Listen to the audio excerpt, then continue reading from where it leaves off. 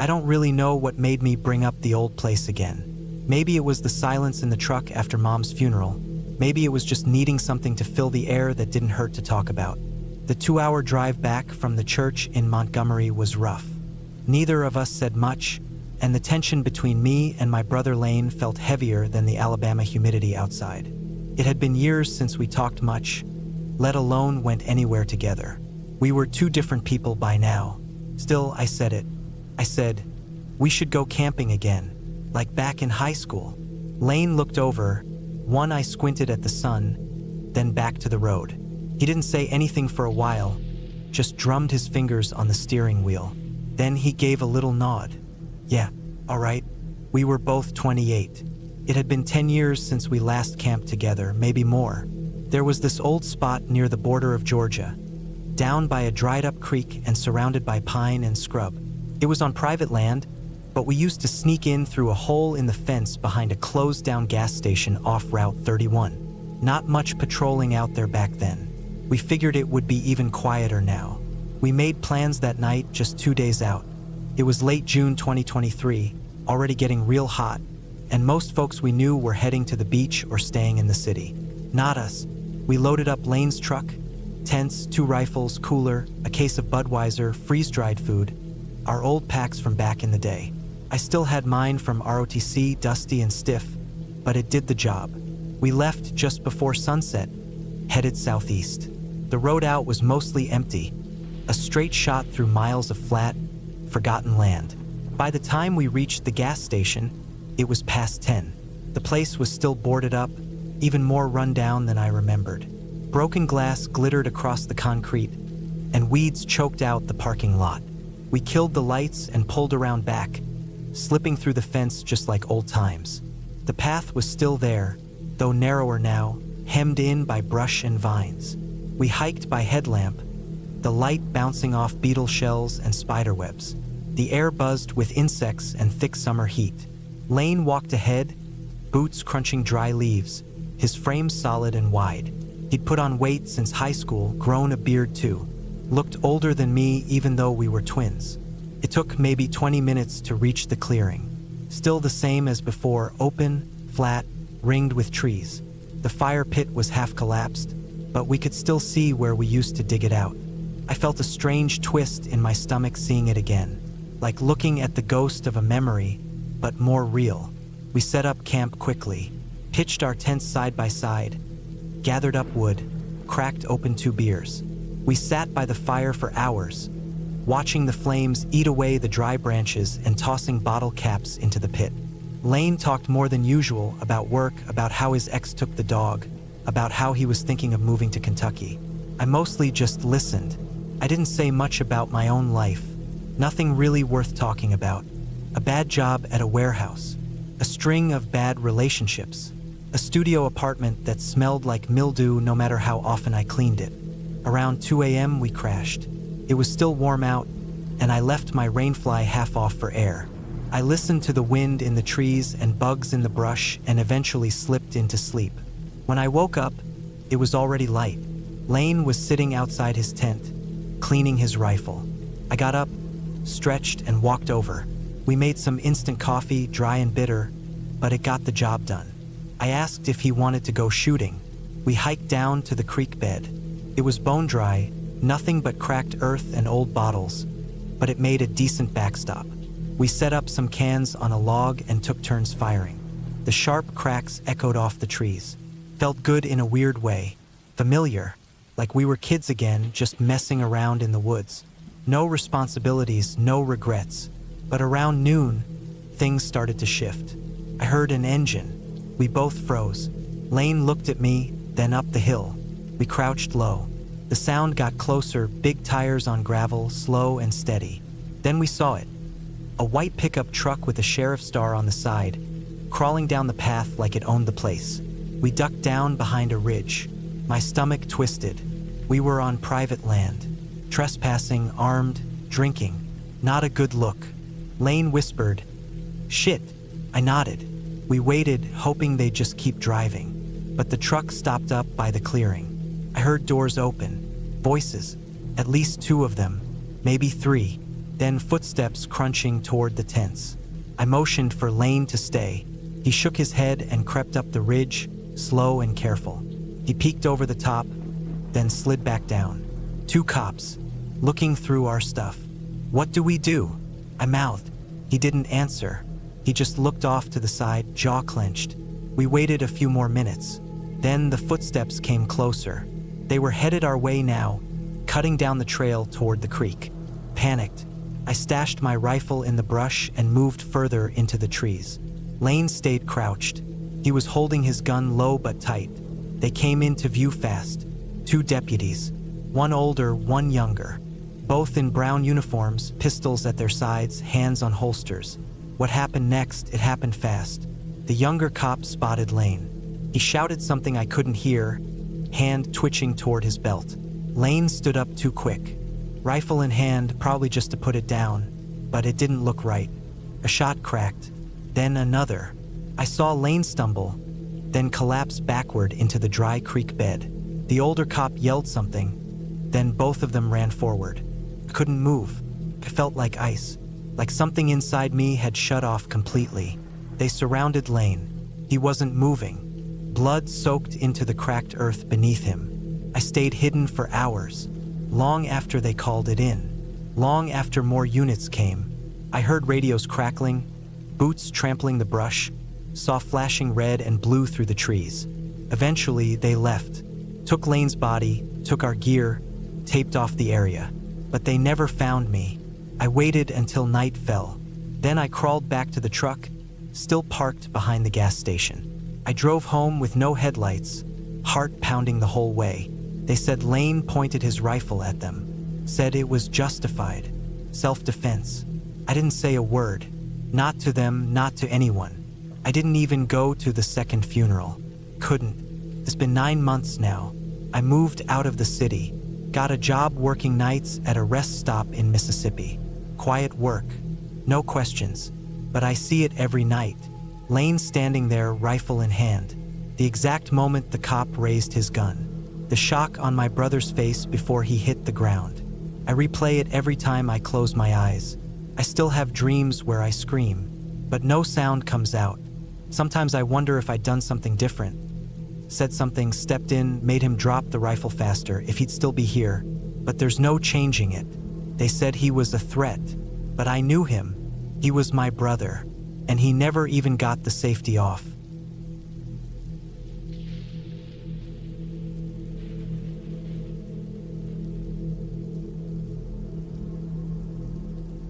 It was the fall of 2013 when I decided to take some time off and head out to the high desert of New Mexico. I'd been living in Colorado Springs for about 3 years, working long shifts as a mechanic. My back was always sore, my hands always cut up, and my head always tired. I needed a break from the noise, the metal, and the people, so I packed up my old Chevy Tahoe and took off south. I'd been eyeing a spot near the Gila National Forest, somewhere out past reserve. The maps showed a few dirt forest roads branching off into deep scrubland, cliffs, and a couple of remote canyons. It wasn't a national campground or anything. It was just a chunk of BLM land where nobody really went, especially not in the colder months. That's what I wanted. I brought a tent, a sleeping bag rated for 20 degrees, a hatchet, a propane stove, 2 gallons of water, and a cooler stuffed with eggs, sausage, rice, and some fruit. I also brought my Ruger .357 with 6 rounds in the cylinder and 12 more in a plastic case. I didn't plan on needing it, but out there you carry. Coyotes, maybe a mountain lion, or just in case some meth head wandered too far from wherever he cooked. I got there late in the afternoon after almost 7 hours of driving. The road in was rough, a washboard gravel path that dropped off into steep drainages. Every 100 yards or so, you'd see burned out trees or skeletons of old trailers melted down to their frames from wildfires years back. I drove maybe 6 more miles into the scrub, then pulled off into a clearing behind a couple of juniper trees. Nobody would see me from the road. That was the goal. I set up camp quick. The tent went up in under 10 minutes. I stacked some dead wood for later. Even though I wasn't sure if I'd build a fire, I cracked a beer, heated up some rice and sausage on the propane stove, and watched the sun sink into a dark orange haze over the ridges to the west. Coyotes started their whining a little after dusk. It didn't bother me. That part felt right. The first night was calm. Cold air slid down into the canyon just after midnight, but I stayed warm. I woke up once, maybe around 3 in the morning, to pee. The sky was full of stars, and I didn't hear anything out of place. Just a few owls calling from the far trees. The next day, I decided to hike down the hill to a dry creek bed about a mile out. I left the tent behind but brought a day pack, my Ruger, and a bottle of water. The canyon twisted between steep rock walls with scattered pinyon trees clinging to ledges. I followed the dry wash down for a bit and spotted some old boot tracks, maybe a day or two old. Could have been a hunter, maybe someone else hiking. The tread was deep and narrow, not the kind of print you'd see from someone just wandering barefoot. The prints headed north, deeper into the canyon. I didn't follow them far. When I got back to camp, it was early afternoon. I ate, drank water, and stretched out under the trees for a while. That's when I noticed the tire tracks. Faint but fresh. They cut across the dry grass about 30 yards from where I'd parked. I hadn't seen them when I came in. These were new. I walked over and bent down. You could still smell the rubber a bit, like someone had passed through maybe a few hours before. But they didn't lead anywhere near my sight, just cut through the scrub and headed east, vanishing past a bend in the trees. Put me on edge, not because someone had been out there, but because I hadn't seen or heard them. I figured maybe it was just a rancher or someone checking fence lines. Still, I unzipped my duffel and slid the Ruger into the side pouch. Better to have it close. That night, the wind picked up. You could hear it pushing through the brush, dry leaves scraping against tent fabric. I didn't sleep well. Around midnight, I heard a metallic clink. Just once. Short and dull, like something hit the side of the Tahoe. I froze and held my breath, ears straining for footsteps, for anything. But nothing came after that. Just the wind. In the morning, I walked around the Tahoe. Nothing obvious. No dents, no marks, no prints in the dirt. Could have been something falling from a tree, maybe an animal brushing past it. But the air felt heavier, like I wasn't out here alone anymore. I ate quick and decided to hike back toward the creek bed again. But this time I moved slower. I checked every print I passed, looked for changes in the ground. I found nothing new until I came back. That afternoon, as I reached the camp again, I spotted something. A shirt. It was about 20 feet from my tent, tangled in a patch of thorn bush. Light gray, long-sleeved, with what looked like a red flannel lining. It hadn't been there before. The fabric was torn in places, not like it snagged on something, more like it had been cut. I looked around for more, but didn't find anything else. No footprints, no dropped gear, no trail, just that shirt like it had been thrown there. I burned it. I didn't know why. I just didn't want to touch it again. I doused it in fuel from the stove and watched it burn to ash. The flames were low and hot, and I stayed on edge the rest of the night. I didn't leave the tent again once I zipped it up. The next morning I packed. I told myself I'd had enough rest, that it wasn't worth the weird feeling sitting on the back of my neck. But when I got in the Tahoe, the battery was dead. I didn't leave the dome light on. The door had been shut. Nothing else had been running. I popped the hood and saw the wires to the battery were clean cut. Not chewed, not frayed, cut like with a knife. That's when the real weight of it hit me. Somebody had been there, not just driving past. They'd walked into camp, maybe while I was asleep, maybe while I was out hiking. They'd cut the lines clean and left me stranded. I kept calm. I had jumper cables, but no second vehicle. No cell signal either. Just miles of dry land and one dirt road heading back to pavement. I sat in the front seat trying to think. I still had food, and I could ration water, but the idea of waiting around for someone to pass by didn't sit right. Especially not after the shirt. Not after the battery. By noon, I'd made up my mind. I stuffed my backpack with food, water, the Ruger, and set out on foot. I followed the road east, hoping to reach the main highway by nightfall. I figured it was maybe 10 miles. I kept a steady pace, checking behind me every so often. I made it about 5 before I heard the engine. Not from ahead of me, from behind. I turned and saw the dust cloud first, then the shape of a white SUV coming fast, too fast for that road. It was at least a half-mile back, but gaining. I ran. I didn't think. I just dove off the road and into the scrub, heading downhill into the dry creek bed. I crouched low and moved between rocks, thorns tearing at my pants and arms. The engine got louder, then it stopped. A door slammed, then another. I heard feet on the gravel. I stayed low, crawling deeper under a ledge. I didn't move. I didn't even breathe heavy. I just kept the Ruger in my hand and my back against stone. After maybe 5 minutes, I heard them again. 2 sets of footsteps moving through the brush. One sounded heavier, slower. The other was quicker, impatient. One of them kicked something. Then they both went silent. I stayed put for over an hour, long after the footsteps faded, long after the engine started again and the SUV tore off into the distance. I waited until the sun dropped below the canyon wall and the air went cold. I didn't go back to the road. Instead, I climbed the canyon ridge and moved parallel to it, keeping the road in view from up high. I moved slow, careful. My legs cramped, and the weight of the bag dug into my shoulders. But I didn't stop until I saw the faint glow of headlights on pavement in the distance. It was almost midnight when I reached the highway.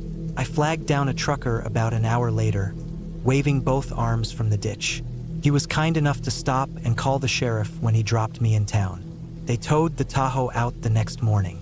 The mechanic in reserve confirmed it. Clean cuts on both battery wires, not frayed, not chewed. The sheriff didn't ask many questions, just told me I was lucky and said it wasn't the first time hikers had gone missing in those parts. Meth labs, old fugitives, people living off the grid. He didn't say much more. I never went back to New Mexico after that, and I've never gone camping alone again.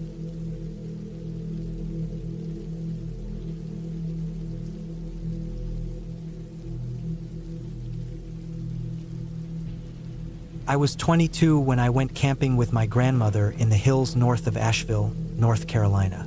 It was early October of 2013, the kind of season where the air gets sharp at night, but the sun still warms your skin during the day. I had just finished a rough year of college and was taking time off, drifting between part-time jobs and losing myself in long drives. My grandmother, Ruth, was 74 then, still sharp and steady on her feet, tougher than she looked. She'd grown up in the Appalachian Mountains, spent most of her life in quiet places, and always seemed more at home outdoors than inside any building. When I told her I needed to get away, she suggested a 3-night camping trip to a place she hadn't been to in years, Deer Hollow. Deer Hollow wasn't on any map we could find. Not really. It was more of a local name passed down in her generation. It was nestled in a pocket of forest between 2 steep ridges off a forgotten service road branching from a quiet 2-lane highway. The place had been part of a bigger logging route from the 1950s, but when the timber dried up, so did the traffic. Now it was just old dirt trails overgrown with moss and ferns. Grandma said it used to be a good spot for spotting deer and wild turkeys, and that it had a stream good for catching smallmouth bass if the water was running strong. We left on a Thursday morning in her rusty 1998 Ford Ranger. The bed packed with a heavy old canvas tent, thick wool blankets, lanterns, a little propane stove, and 2 coolers full of food. The drive took nearly 5 hours. We stopped at a gas station in a town called Marion to grab coffee and stretch our legs, then kept climbing up the hills until the pavement turned to gravel. Eventually, we found the unmarked service road she remembered. It was almost invisible, choked with weeds and young saplings. She told me to drive slow, and we bounced and creaked up that road for what felt like another hour before we reached the clearing. The first thing I noticed was the silence. Not just quiet, true silence, thick and strange. No cars, no phones, no wind. Only the occasional chirp of a bird or the rustle of a squirrel in the underbrush. The clearing was overgrown, but flat enough to pitch the tent. The old fire ring was still there, a circle of blackened stones and charred logs, mostly covered in moss. A narrow path led away from the clearing into thicker woods, and Grandma said it went down to the stream. We set up camp by late afternoon. I worked the tent stakes while she arranged the cooking gear. We ate sandwiches, lit a fire, and sat watching the trees go dark under a violet sky. That first night was calm. Cold, but calm. I remember waking up once around 3 a.m. and needing to pee. I unzipped the tent and stepped into the chilly night. The woods were black and still, with stars peeking between tree branches. I stayed close, not wanting to lose my bearings, then crawled back in and fell asleep. The second day started with fog. Thick, white mist clung to everything, muffling sound and making the woods feel closer, tighter. I could barely see past the edge of the clearing. Grandma didn't seem bothered. She made instant coffee and scrambled eggs on the stove, wrapped in her thick green jacket, her white hair tied back in a bun. She said fog like that always burned off by noon, and it did, slowly lifting as the sun climbed. By early afternoon, we decided to walk down to the stream. We followed the path, which was barely visible now, just a narrow cut in the forest floor covered in leaves and vines. Every now and then I'd spot a rusted nail in a tree or an old marker post with faded red paint. The stream was still there, shallow, winding through a small ravine. The water was clearer than anything I'd seen in the city, running cold over rocks and fallen branches. We sat on a flat stone near the bank and just listened. It was peaceful. I skipped some stones. Grandma showed me how to spot fish shadows under the ripples.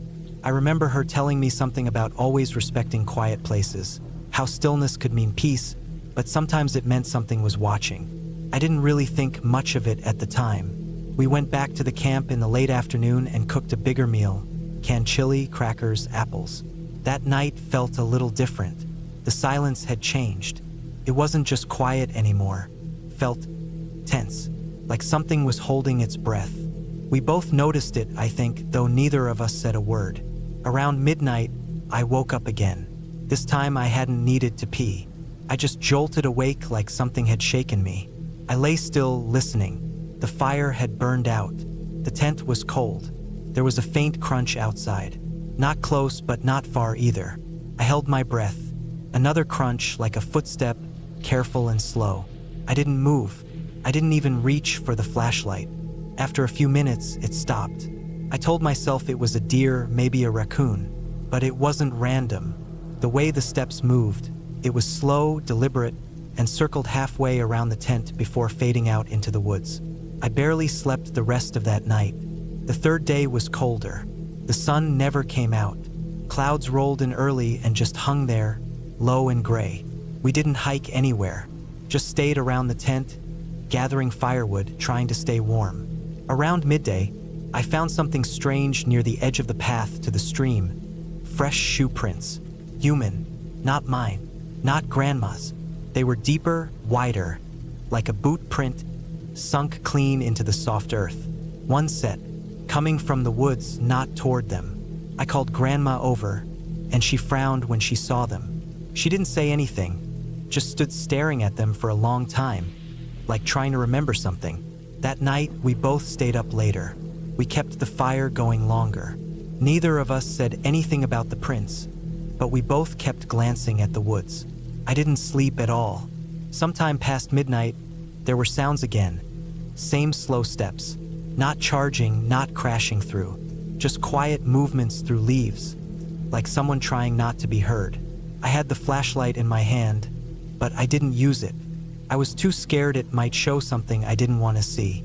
The next morning, we agreed to leave early. We packed fast, skipped breakfast, just threw things in the truck, folded the tent roughly, didn't care about dirt or proper storage. Grandma was tense. Her face looked older that morning, drawn and pale. As I climbed into the driver's seat, she turned around one last time and looked at the woods like she was trying to memorize them. I started the truck and we backed out onto the service road. About 2 miles down, we saw something that made my stomach drop. A pair of deep tire tracks cutting through the brush, fresh. The mud was still soft, the tracks still wet at the bottom. They weren't ours. They had come in, not out. And whoever had driven in had done so recently after we had arrived. There had been someone else up there. We didn't talk much on the way back to Asheville. We stopped once to get gas, then again for food. That night, we stayed at her place. I slept on the old couch. I didn't have nightmares, but I didn't sleep easy either. A few days later, I did something I hadn't planned to do. I went back alone. I didn't tell Grandma. I just needed to see for myself, to know I hadn't imagined it. I waited until late morning, drove out with a full tank, and took that same gravel road all the way back up to the service road. But I couldn't find the entrance. It was gone, grown over, like it had never been there. I spent 2 hours driving up and down the gravel road, eyes scanning every ditch, every sapling, every overgrowth. Nothing. I eventually turned around, heart pounding, palms sweaty on the wheel. Later that year, Grandma got sick. Lung cancer. It moved fast. She passed the next spring. She never mentioned Deer Hollow again, not once. I still don't know if she had seen something back then that she didn't want to talk about. Maybe something from her childhood. Maybe something she'd heard stories about. All I know is what I remember. The silence, the footprints, the movements at night, and the tire tracks that didn't belong. It wasn't a ghost. It wasn't a monster. It was something real, flesh and blood. Someone who had been out there watching, maybe waiting, and if we had stayed another night, maybe we would have met them. But we didn't. We left just in time, and sometimes that's enough.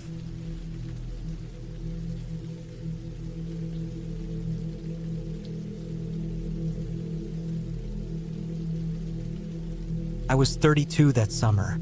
My name is Evan. I worked as a freelance tech consultant, mostly from home, and I had finally carved out a week just for myself. No meetings, no emails, no expectations. It was June of 2019, and I picked a remote patch of forest in western Arkansas to go camping, somewhere between Mulberry Mountain and the edge of the Ozark National Forest. The area was marked on an old hiking forum I'd stumbled across. They called it Black Rock Valley. It wasn't on most maps, and I liked that. I didn't want to camp near an RV park or some family with screaming kids. I wanted isolation, solitude, the kind you feel in your chest when you shut off your car and hear nothing but wind and insects. I packed the truck with the basics. A canvas tent, a decent sleeping bag, 3 days worth of food, a cooler, a small but loud air horn for bears, a hunting knife I didn't know how to use, and a first aid kit. I had an emergency radio, 2 lighters, a box of waterproof matches, and a solar charger for my phone. I even brought a book I never ended up opening. I arrived mid-afternoon on a Tuesday and parked at a gravel pull-off about half a mile from the valley rim. The sky was overcast and thick, like soup. The forecast had said light showers, maybe, but nothing major. I wasn't worried. The trail leading down into the valley was thin, half swallowed by overgrowth. I had to push through wet branches and knock spider webs out of my face every few yards. It took nearly 45 minutes to make my way down to the floor of the valley, and by the time I got there, I was sweating and covered in tiny scratches. The space opened up into a wide, uneven clearing flanked by thin trees and tall grass. In the center, there was a patch of flat ground, dry for now, with just enough space for my tent. Beyond that, to the north, a ridge loomed, jagged and steep, and I could see massive dark rocks embedded into its side. That must have been where the name came from, Black Rock Valley. There was no one around, no trash, no boot prints, just the sounds of birds and the occasional drip of leftover rainwater from the trees. I set up the tent by 5. It was humid, but manageable. I made a small fire pit with rocks and used twigs to start a slow-burning flame. I didn't light it yet, just wanted to have it ready. Dinner that night was simple. A sandwich, a granola bar, and some trail mix. The air was heavy with moisture, and just before I crawled into my sleeping bag, I heard the first rumble of thunder way off in the distance. The kind that sounds like it's rolling across the entire sky. It started raining around 2 a.m. Not a light drizzle, but a steady, soaking rain that tapped hard on the top of the tent and slid down the sides like a waterfall. I stayed warm and dry mostly. My tent was new, waterproof, and I had picked a good spot. No pooling water, no leaks. I drifted back into sleep and didn't wake again until morning. Wednesday was worse. The rain hadn't stopped. It just kept falling, slow and constant. The firewood I had gathered the day before was already wet. I managed to get some heat from a piece of waxed fire starter I kept in my emergency pack, but it sputtered out fast. I didn't need the fire, not really, but the heat would have been nice. I spent most of the day inside the tent reading nutrition labels on wrappers and listening to the rain. I'd brought a cheap camp chair, and I moved it under a wide tree to eat lunch, just to be outside a bit. There were no signs of animals, no signs of people. I liked the quiet at first. It was deep, pure, but something about the rain made everything feel slow and fragile, like the world was getting soggy and could fall apart at any second. By Thursday morning, things started to go sideways. The trail I had used to get into the valley, it was gone, washed out. I went up to check it, hoping to maybe hike out early if the weather didn't break. But all I found was a sloping stream of mud and torn tree roots. The rain had carved a gash into the side of the ridge, and it looked like half the trail had just slid down overnight. I tried walking part of it anyway, grabbing onto branches and digging my boots in. I slipped after 5 minutes and nearly tore my shoulder open on a sharp rock. That was enough for me. I slid back down to camp and checked my phone. No signal. Of course, I had one bar when I'd parked the truck.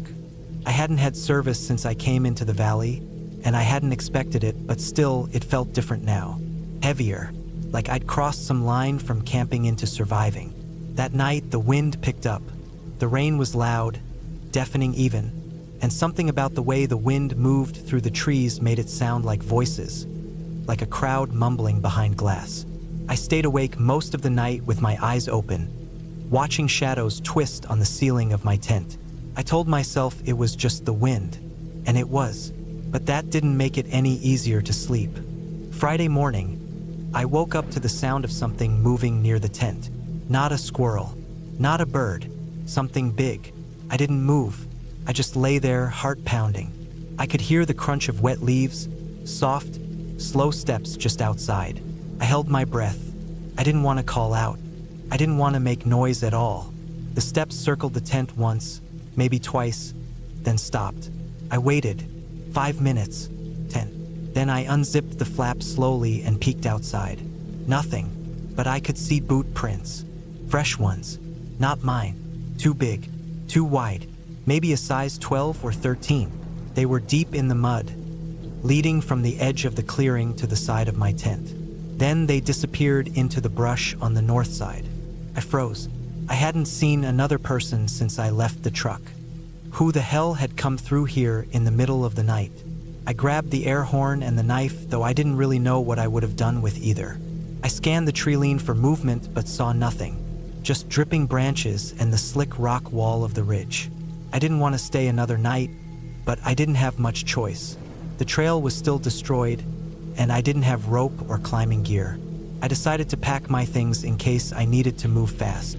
I kept the knife close, tucked into my waistband. I stuffed most of my food into the bear bag and tied it high in the trees. I didn't eat much, couldn't. My stomach felt like a fist. That night, I didn't sleep. I lay there in full clothes with the air horn in one hand and the knife in the other, listening. The rain got heavier, the wind louder. I kept imagining the sound of those footsteps, and every time I heard a snap outside, a stick or a branch, I flinched. At one point, I thought I saw a figure, just past the tent door, tall, still, but it could have been a tree. My brain was stretched so tight I was seeing things, hearing things. That night felt like it lasted a year. By Saturday morning, the rain had finally stopped. The sky was still dark with clouds, but there was a break, just enough sunlight to make the trees glow a little. I didn't waste time. I packed everything. My tent was soaked and heavy, and I didn't care. I stuffed it into its bag and slung it over my back. I didn't eat.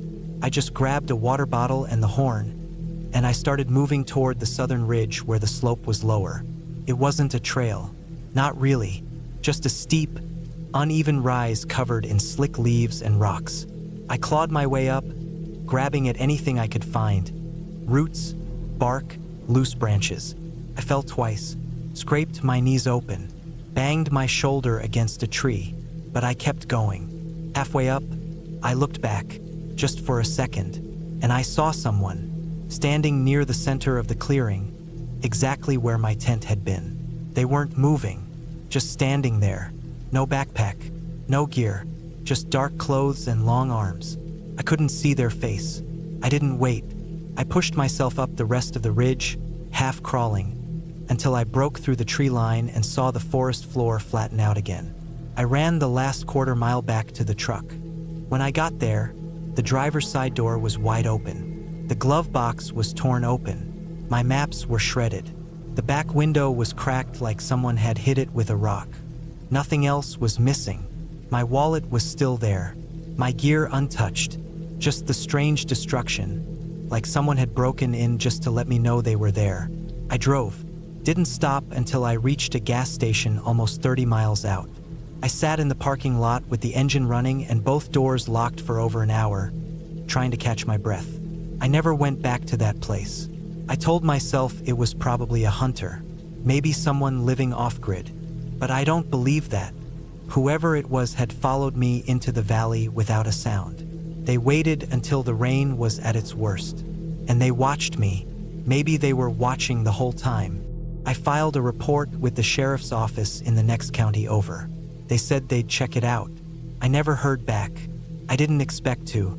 Now, whenever I camp, I stay in known sites, near people, near roads. I bring more gear, a satellite phone, a signal beacon, and I never, ever go camping when the forecast says rain.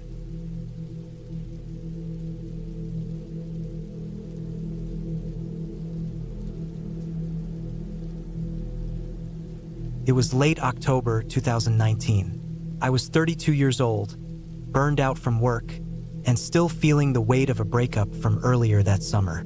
I lived in Salt Lake City back then, working for a plumbing company, and I'd been saving up all year to take some time off in the fall.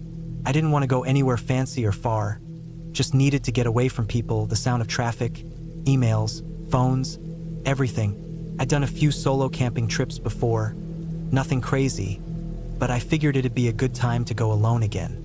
There's a patch of national forest about 4 hours southeast of the city, outside a little town called Farron. It's not some big tourist destination like Zion or Moab, so I figured it'd be quiet that time of year. The plan was to park on a side road, hike about 5 or 6 miles in, and just post up in a little meadow I'd marked on my map years ago. I remembered seeing it during a hike with a friend. Wide open clearing, surrounded by thick woods on 3 sides, with a small stream running through it. It was remote, peaceful, and a good spot to disappear into for a few days. I packed light but enough to last. Tent, sleeping bag, food, water, some extra clothes, a small propane stove, and a .22 pistol I kept for emergencies. I didn't expect to need it, but I liked having it. It was more for animals than people. I left early on a Thursday morning. The drive was uneventful. Once I hit Farron and passed through town, I followed a rough forest road for a while, parked near a trailhead, and loaded up. The air was crisp, leaves just starting to turn, and the only sound was wind in the trees. No other cars in the little dirt lot.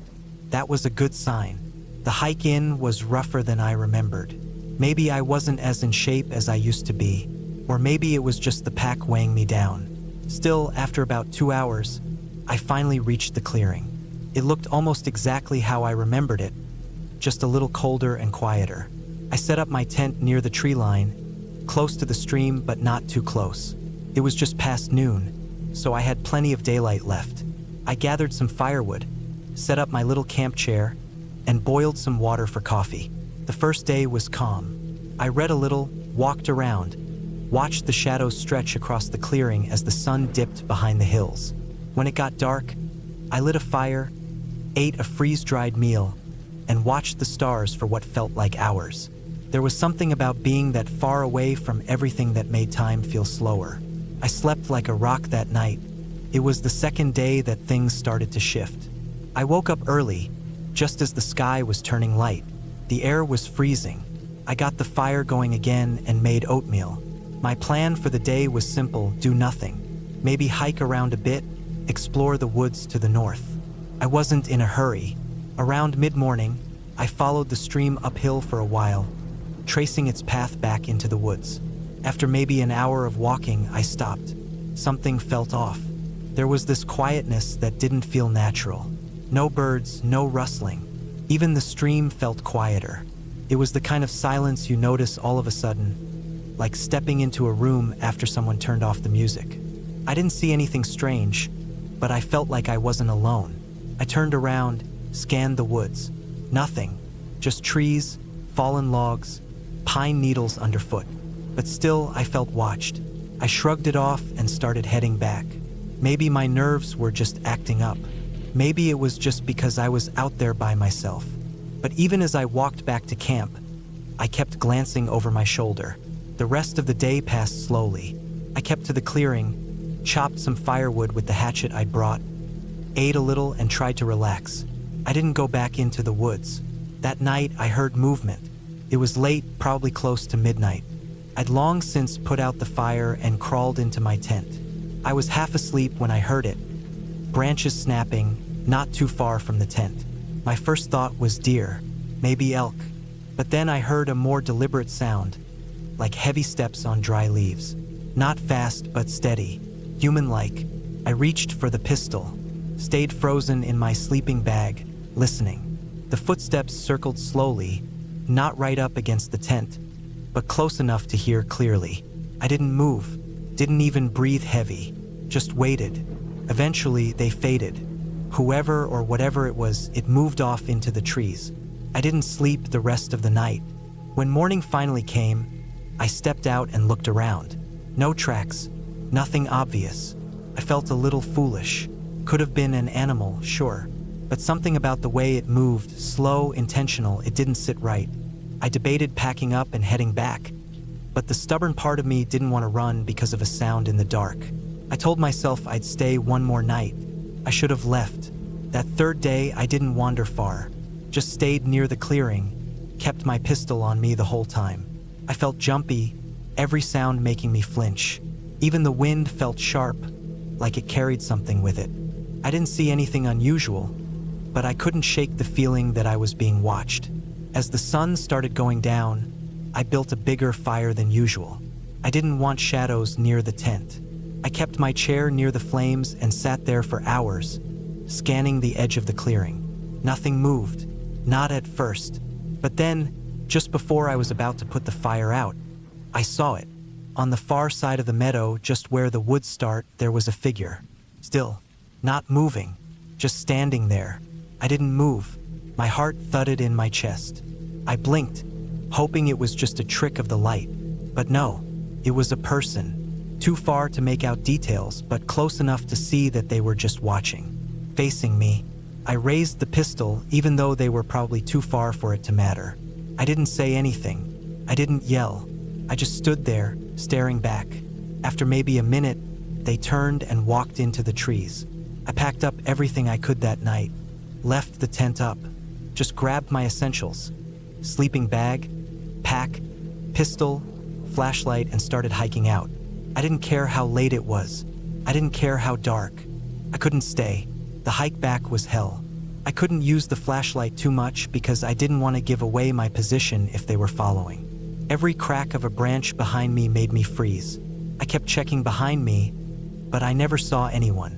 Still, I didn't stop moving. It took me 4 hours to reach the trailhead. My legs were jelly, my hands numb from the cold. I threw my gear in the car, started the engine, and got out of there. I didn't report it. What would I say? That someone stood in the woods and watched me? That I heard footsteps? Nothing technically happened, but I knew. I knew I wasn't alone out there. The weirdest part is that when I checked online weeks later, I found a thread on a local hiking forum. Someone had posted a photo from that same area, dated just 2 weeks before my trip. In the background, half hidden in the trees, was a man standing still. Not part of the hiking group, just there, watching. I haven't gone back to that forest since. I still go camping sometimes, but never alone, never that deep. And I always listen to my gut now. If something feels wrong, it is.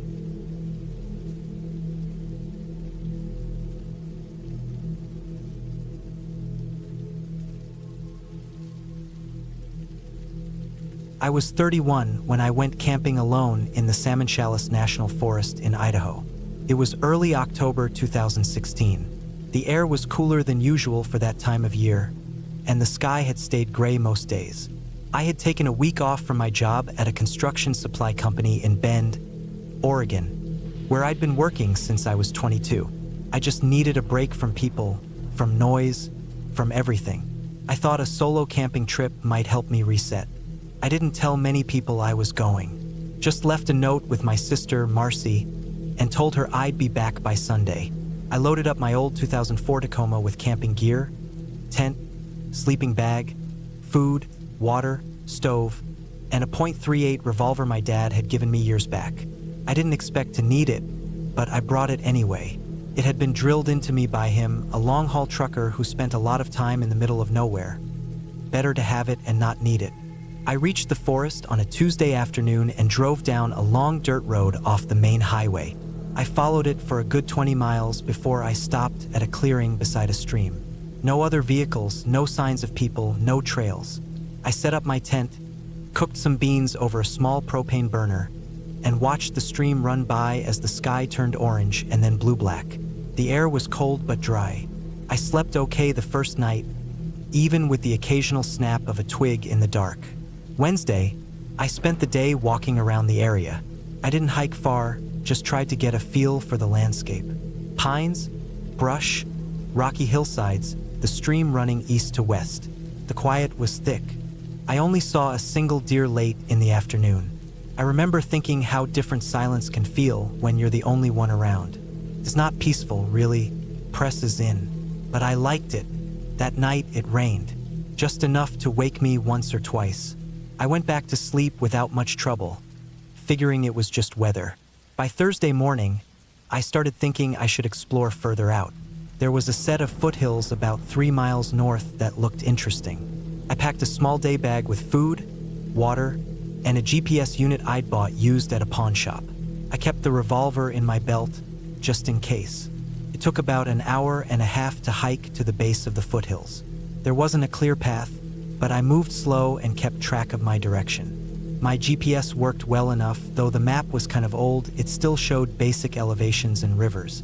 I noticed a dry gulch leading through the hills to what looked like another valley beyond. I figured I'd check it out. I had maybe 6 hours of daylight left. The gulch narrowed, then opened wide as I moved through. I had to scramble over some rocks and drop down a short ledge, maybe 5 feet, nothing serious. The sun was already past its highest point when I stepped into the new valley. It was quiet, colder than the other side. Less underbrush, more open ground with thin grass and dirt. Pines stood sparser here, scattered wide. The whole place felt different. Still, I walked toward a dead tree in the middle and stopped to eat a sandwich. That's when I noticed something off. There were tire tracks in the dirt. Faint but there. Not fresh but not too old either. Maybe from a week or 2 ago. I crouched and looked closer. They didn't look like off-road vehicle tracks. More like a small trailer or an ATV. There were no roads on this side, at least not on my GPS. I stood still and scanned the area. Didn't see any buildings. No movement. No sound either, not even birds. That made me uneasy. I started heading back the way I came, but I couldn't find the exact spot where I dropped into the gulch. The terrain looked different from this side. I backtracked and walked the edge of the foothills, looking for the ledge I'd come down. I must have walked a mile or more before I accepted it. I was turned around. I checked my GPS, but the screen had gone blank. It wasn't out of batteries, but it just refused to boot up. I tried holding the button, smacking it lightly. Nothing. Dead. I knew the direction back was southwest, so I started walking that way, hoping I'd hit the gulch again. I moved faster than I should have. My footing slipped a few times, and I scraped my hand on a jagged rock. Blood dripped from my palm, but I ignored it. I just wanted to get back. By the time I realized I was moving deeper into the wrong side of the valley, the sun was low. I should have stopped then, set up a quick shelter with the tarp in my day pack and waited for morning. But I didn't. I kept walking until it was too dark to see more than a few feet ahead. I stopped near a large boulder and curled up behind it. No tent, just my jacket and the tarp. I didn't sleep much that night. The cold was biting. I kept hearing little snaps in the brush. Maybe animals, maybe not. I held the revolver tight in my hand under the tarp. Morning finally came, pale and gray. I was tired, dehydrated, and pissed at myself. I picked a hill and climbed it slowly, hoping I could spot the gulch or anything familiar. From the top, I saw something that didn't make sense. A cabin, small, weathered, sitting against the base of a ridge maybe half a mile off. It had a tin roof and a chimney. No smoke, no lights, but it looked lived in. I walked toward it cautiously. As I got closer, I saw the cabin had a faded sign nailed to the front. "No trespassing. Stay out." Asterisk asterisk, the door was shut, windows boarded. But it wasn't falling apart. Someone had kept it up. There were no vehicles, no tire tracks near it, though I saw old ones trailing off behind the ridge. I circled the place, careful not to get too close. I didn't want to spook anyone if they were inside.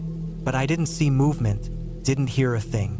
I called out once, just a single hello, but got no answer. I didn't call again. I didn't want to hang around long. I turned back toward the direction I thought camp was, but I moved slower now, more careful. I didn't want to end up on someone's land, especially if they were the type to post a warning like that. Then, I saw something half buried in the brush a quarter mile from the cabin. A blue cooler. I walked over and opened it. Inside were empty cans of beer, a few old plastic bags, and what looked like moldy meat. It reeked. I dropped the lid and stepped back. Not a hunter's stash, just trash dumped and forgotten. Next to it, I found a shovel. Metal head, wooden handle. The wood was cracked. And beside it, a short hole in the ground, half filled in. It looked like something had been buried and then partly dug up. No bones, just clumps of earth and bits of black plastic. I moved fast after that. I didn't know what the hell was going on here, but it felt wrong. Every instinct told me to get out. I walked until my legs ached. I picked a ridge and climbed, hoping for another view. From the top, I finally spotted the gulch I'd come through 2 days before. I could see the ledge, the way the rocks formed a small break in the hill. Relief hit me like a wave. I climbed down, retraced my way back through the gulch. It was late afternoon when I finally reached the first valley again. My tent was still there, untouched. My truck too. I didn't waste time. I packed everything in minutes. My hands shook while I rolled up the sleeping bag. I started the engine, turned the Tacoma around, and didn't look back. That drive out felt longer than the drive in. Every bump in the dirt road made me flinch. Every shadow in the woods looked like someone watching. I hit pavement just as the sun dipped below the horizon. I didn't stop until I reached a small town called Salmon. I checked into a motel and sat in the shower for a long time, letting the hot water run over me. I never went back. Later that year, I reported the cabin to a ranger station in Chalice. Said I'd seen a structure that looked like it wasn't supposed to be there. The ranger just nodded and told me, "There's a lot of private land that ain't marked out there. Lot of folks like it that way." I didn't press it. I still think about that place sometimes. About the quiet valley, the cooler with rotting meat, the shovel, and the half-dug hole. I'll never know what went on there. Maybe it was nothing. Maybe it was something real bad. But I got out. That's all I needed. And I don't camp alone anymore.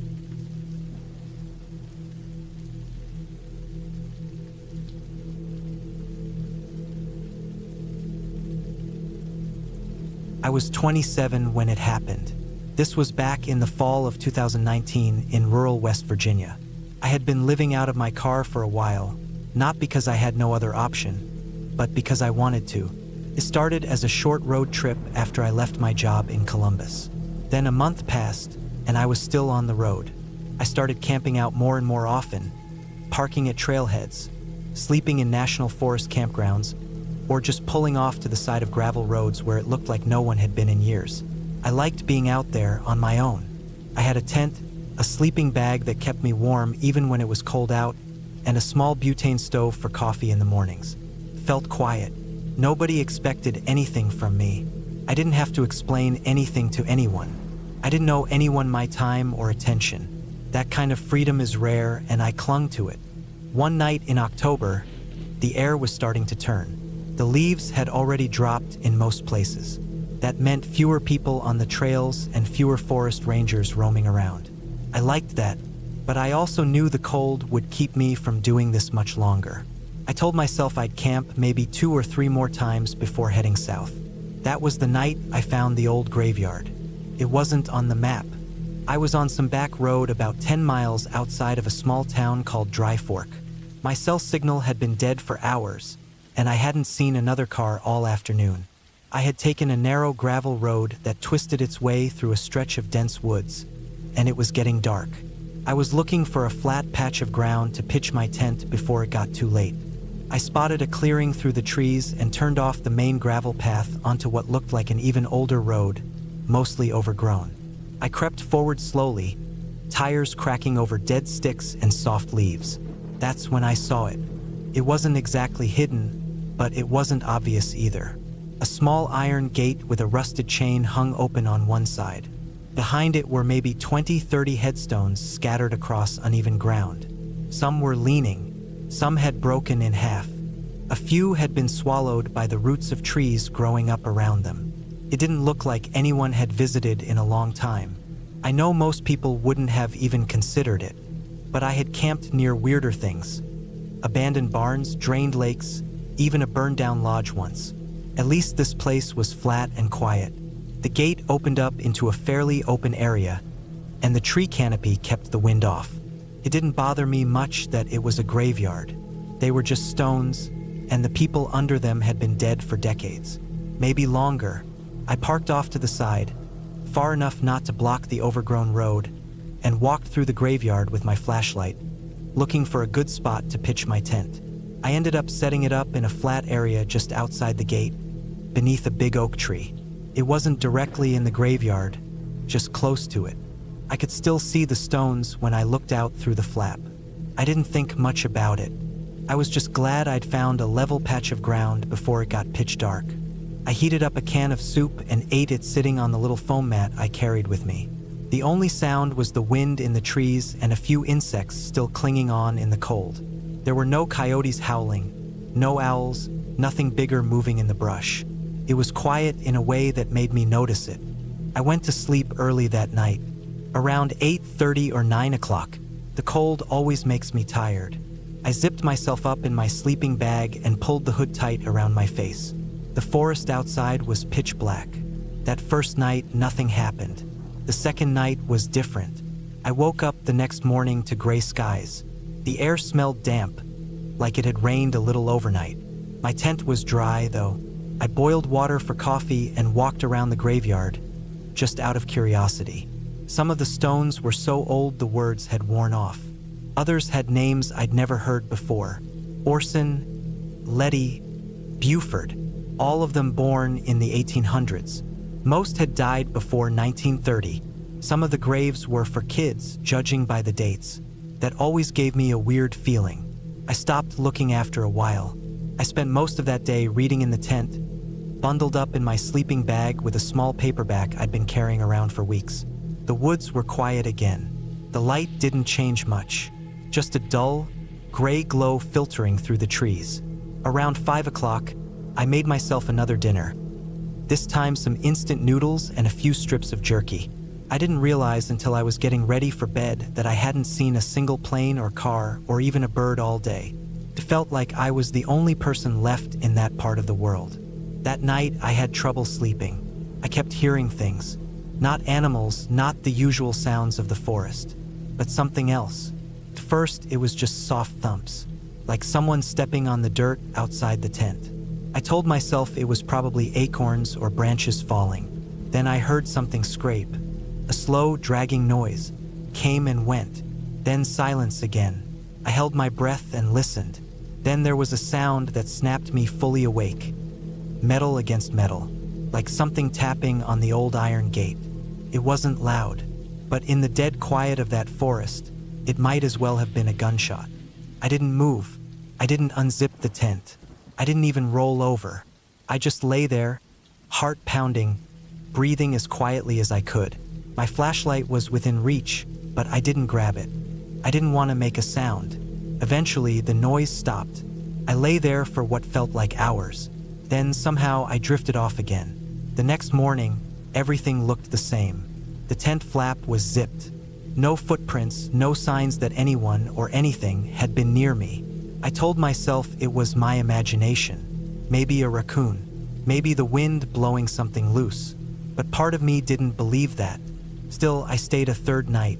That was my mistake. Around dusk, I started to notice things that didn't sit right. There was a smell in the air that hadn't been there before. Not like dead animal or rot, just wrong. Like mildew and damp earth and something sour. I looked around, thinking maybe something had died nearby, but I didn't find anything. Then I noticed that one of the headstones had fallen over. I could have sworn it had been standing the day before. I didn't touch it, but it looked freshly tipped.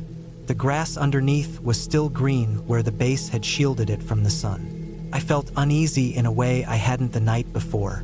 I kept checking over my shoulder, like someone was standing just behind me, but there was never anything there.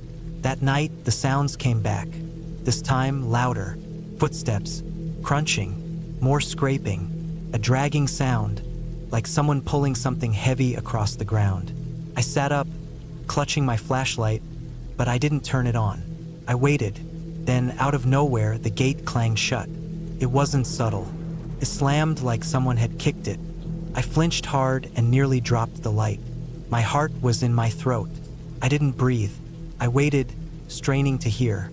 Then came the sound that scared me the most. Breathing, right outside the tent. Not close, but close enough. Deep, ragged, in and out, slow. I sat frozen for what felt like hours, trying not to move. Eventually, the sounds faded. The breathing stopped. The woods were silent again. When I finally worked up the courage to unzip the tent and look out, it was past 3 a.m. Nothing there. The gate was wide open again. That was it. I knew I couldn't stay. I packed my stuff in record time as soon as the sun came up. I didn't even eat. I just stuffed everything into the car, left the tent stakes in the ground, and took off. The drive back to the main road took almost an hour. That's how deep in I'd gone. When I finally hit asphalt again, I felt my shoulders drop for the first time in days. But I didn't go to a hotel. I didn't go to a campground or another trailhead. I drove straight to a Walmart parking lot, parked under the lights, and slept in the driver's seat. I never went back to that road. I couldn't even tell you how to find it again. I've tried looking at maps, retracing my steps, but nothing ever looks quite right.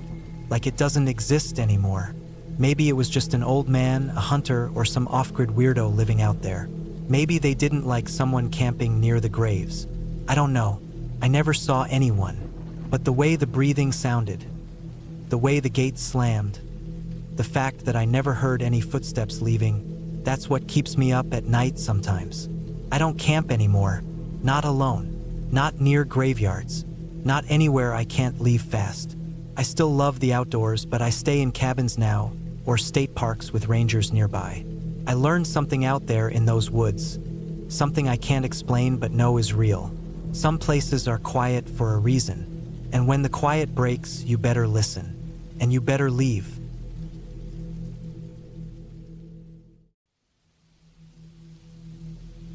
Back in 2016, I was 29 and feeling burned out. I had been working in a small auto shop just outside Pittsburgh, Pennsylvania. Long hours, bad pay, and even worse sleep. I needed a break from the noise, from people, from everything. I didn't have money for fancy vacations or hotels, but I'd grown up camping with my dad and had enough gear stored in the garage to make it work. One weekend in late September, I decided to head out for a solo camping trip. I didn't want to go to a regular campground. I didn't want neighbors or trail signs or fees. I wanted real quiet. I remembered this area out west near Punxsutawney. Flat land, scattered woods, a lot of old farms with wide open fields. My dad and I had driven past it years ago. I figured I could find some patch of land far enough off the main roads, pitch a tent, and enjoy some space. I left early Friday morning and drove for almost 3 hours, stopping only once for gas and snacks. I turned off the main highway, then followed a series of back roads that narrowed from asphalt to cracked pavement to gravel. Eventually, I found what looked like the right kind of place. A long stretch of land, mostly fields, backed up against a wooded slope. There was an old wire fence on one side, a rusty mailbox with no numbers, and a dirt path leading inward. I slowed down, looked both ways, no cars in sight, and turned down the path. There was no sign saying no trespassing. That made me feel better. I figured maybe it was just old farmland nobody was using anymore. The path led me through waist-high grass and past a small grove of trees. I drove until the trail narrowed too much for my car to continue, maybe a quarter mile in. I parked, grabbed my pack, and walked the rest of the way on foot. The place was quiet in a way I hadn't heard in years. Not silent. There were bugs, a few distant bird calls, and the low rustling of the grass, but peaceful. No hum of traffic, no shouting, no ringing phones. Just space. I found a spot near the back end of the property, close to the woods but still in the open. There were no buildings in sight except what looked like an old barn maybe half a mile down a hill in the far corner. It was small, gray, leaning slightly, but didn't look like it was falling apart completely. I figured I could check it out later. I pitched my tent by a shallow ditch, not too close to the trees, laid out my gear, and cracked open a cheap beer. The sun was still up, and the whole field was lit gold. I didn't see a single person or animal. For a while, it felt perfect. That first night was mostly calm. I made a fire using a little portable pit I brought, roasted some hot dogs, and sat back with a small radio that barely picked up anything. Around 10, it got dark fast. I zipped up the tent and stretched out in my sleeping bag, the cool air settling over everything. But I didn't sleep that well. It wasn't the cold or the usual discomfort of sleeping on the ground. It was something else. Around midnight, I started hearing sounds, soft, repetitive ones. I told myself it was probably animals, but it didn't feel right. Every so often, I'd hear a thud. Not sharp, not fast, like something heavy being dropped on the ground far away. A soft, distant sound. Came maybe 4 or 5 times in total, always with a gap in between, like someone dropping something, walking off and coming back. I didn't get up to check. I stayed in the tent and held still. It wasn't fear exactly, more like unease, like my body knew something my brain hadn't worked out yet. I kept telling myself it was nothing. Maybe an animal kicking something over, maybe a deer, but I didn't sleep much after that. By morning, the air was cool and a little damp. Nothing looked different. My car was untouched. The field was still empty. I shook it off and made breakfast on my camp stove, scrambled eggs and a strip of bacon. I walked around a bit, stretching my legs, then decided to hike over to the old barn down the hill. The barn was stranger up close. The wood was gray and cracked, and the roof had a soft sag to it. There was a faded sign near the door, something written in cursive that had worn away completely. Inside, it was mostly empty, just a dirt floor, some rotting planks, and a stack of crates in one corner. I looked through them. One had old glass jars with cloudy water, maybe preserves long gone bad. Another had rusted tools, scythes, a shovel, something that looked like a meat hook. It felt off. Not just abandoned, but almost staged, like someone had placed things there recently to make it look old. I left and didn't go back to the barn again. That afternoon, clouds rolled in fast. I set up a tarp over the tent and checked the stakes. Around 5, it started raining. Not hard, but steady enough to force me into the tent for most of the evening. The sound of rain on nylon is usually soothing. This time, it wasn't. It just gave the feeling that something could be outside, and I wouldn't know until it was too late. Just before it got dark, I heard movement in the distance, slow, heavy steps through wet grass. I unzipped the flap an inch and looked out. I saw a figure about 50 yards away. It was a man, tall, broad-shouldered, wearing dark clothing, maybe a jacket or coveralls. He wasn't walking toward me. He was standing still, looking in my direction. His posture didn't change. He just stood there, half hidden by the tall grass. I ducked back inside and zipped the tent shut. My heart started pounding. I reached for the knife I kept near my bag. Not a big one, just a folding blade I used for food prep and cutting rope. I held it in my hand and sat in the dark, listening. The rain kept coming. I didn't hear footsteps anymore. After maybe an hour, I peeked again. The man was gone. I didn't sleep that night at all. I kept the knife in my hand, the zipper half open, my boots on. Every so often, I'd shine my flashlight outside. Nothing moved. No one spoke. Just that empty silence and the rain. By sunrise, I had made up my mind. I was leaving. I packed up fast, barely eating anything, rolled the tent wet, and stuffed everything into my bag. I hiked back to the car, checking behind me every few steps. Still nothing.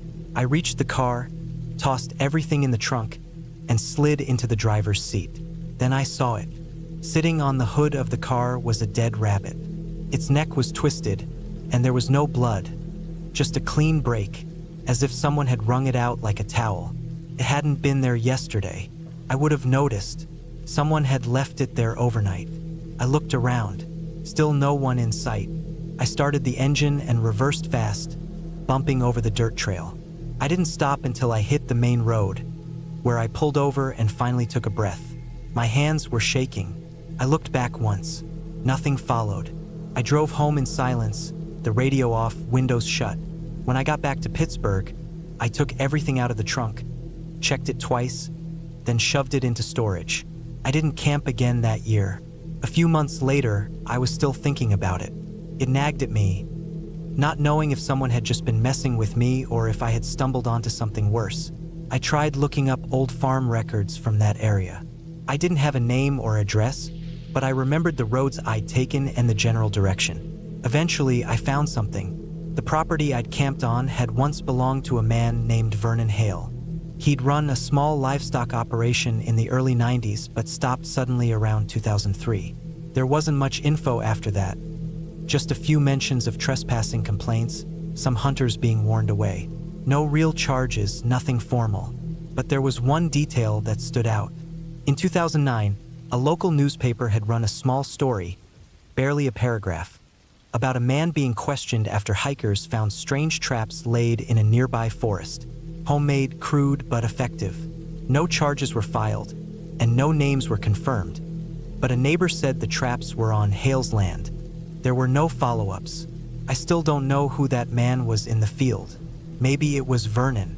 Maybe it was someone else who'd taken over the land. Maybe it was just some drifter. But someone had known I was there. Someone had watched me. And someone had left a dead rabbit on my car like a message. After that, I didn't go camping alone anymore.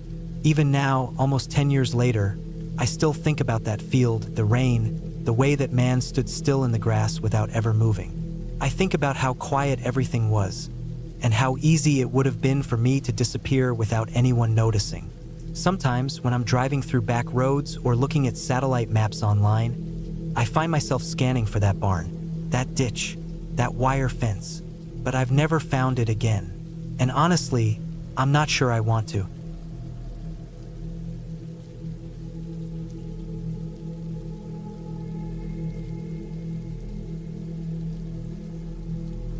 My name is Eric Tomlinson. This happened back in October of 2019, when I was 27 years old. I had just taken a week off from work after wrapping up a stressful 3-month contract for a data analytics firm in northern Michigan. I lived alone in Traverse City, and I didn't really feel like spending my time off just watching TV or scrolling through my phone. So I planned a solo camping trip to clear my head, but not to just any forest or lake like most people do. I don't know what got into me exactly, but I had this idea stuck in my head for a while, camping in a graveyard. Not right next to the headstones or anything, but up on a hill just behind one where the woods started. The graveyard was called Long Pine Cemetery, an old plot about 30 minutes outside of Alpena, tucked away near some county backroads. It wasn't used much anymore. Last time anyone was buried there was in the late 80s, I think. I had passed it a few times when I used to take long drives through the countryside just to get away. It sat by itself, quiet, no houses nearby, just surrounded by trees on all sides. Something about how remote it was made it seem perfect for being alone. I parked my car on a grassy pull-off just across from the iron gate. There wasn't much of a parking lot, just a little dirt and gravel patch next to the road. I got out and walked around the edge of the gate, backpack and gear slung over my shoulders, and followed a rough trail that led up the hill behind the cemetery. It was mid-afternoon by then. Cold wind, scattered clouds, lots of dry leaves crunching under my boots. The trees were turning, yellows and oranges everywhere, especially up the slope. I hiked for about 15 minutes until I found a flat clearing at the top. From there, I could see through the trees down into the graveyard, but not clearly. It was like a faint gray shape through the branches. I figured this was good enough. Not technically camping in the graveyard, just near it. I set up my small dome tent and rolled out my sleeping bag. There were no signs of anyone being up there recently. No trash, no footprints, no fire pit. Nothing. Just the scattered pine needles and dry oak leaves. That's what I liked. Just silence. Real silence. I sat there for a while, eating a granola bar, sipping from my water bottle, watching the wind roll over the tops of the trees. I could hear a hawk somewhere above. Then I pulled out a paperback I had stuffed in my bag, something I had read before but brought for comfort. I read for a bit until the sun started to dip lower behind the treetops. It got cold fast after that. That's when I built a small fire in a makeshift ring of rocks I found nearby. I had brought some firewood, but mostly I used the dead sticks and branches scattered around. Crackled nicely. I felt warm, alive, but it didn't last long. Around 8:30, I heard something weird. A rustling, not wind, not a squirrel or raccoon. Heavier. I looked up from where I was sitting, and it stopped. I thought maybe it was a deer. I turned off my flashlight to try to let my eyes adjust. Sat still. Waited. Nothing. Just that dry fall silence and my fire crackling beside me. Then about 15 minutes later, more sounds. This time closer, lower down the hill. I stood up and held the flashlight, not turning it on yet. I figured if it was an animal, the light would just scare it. But what I heard next made me hold my breath. Footsteps. Actual footsteps.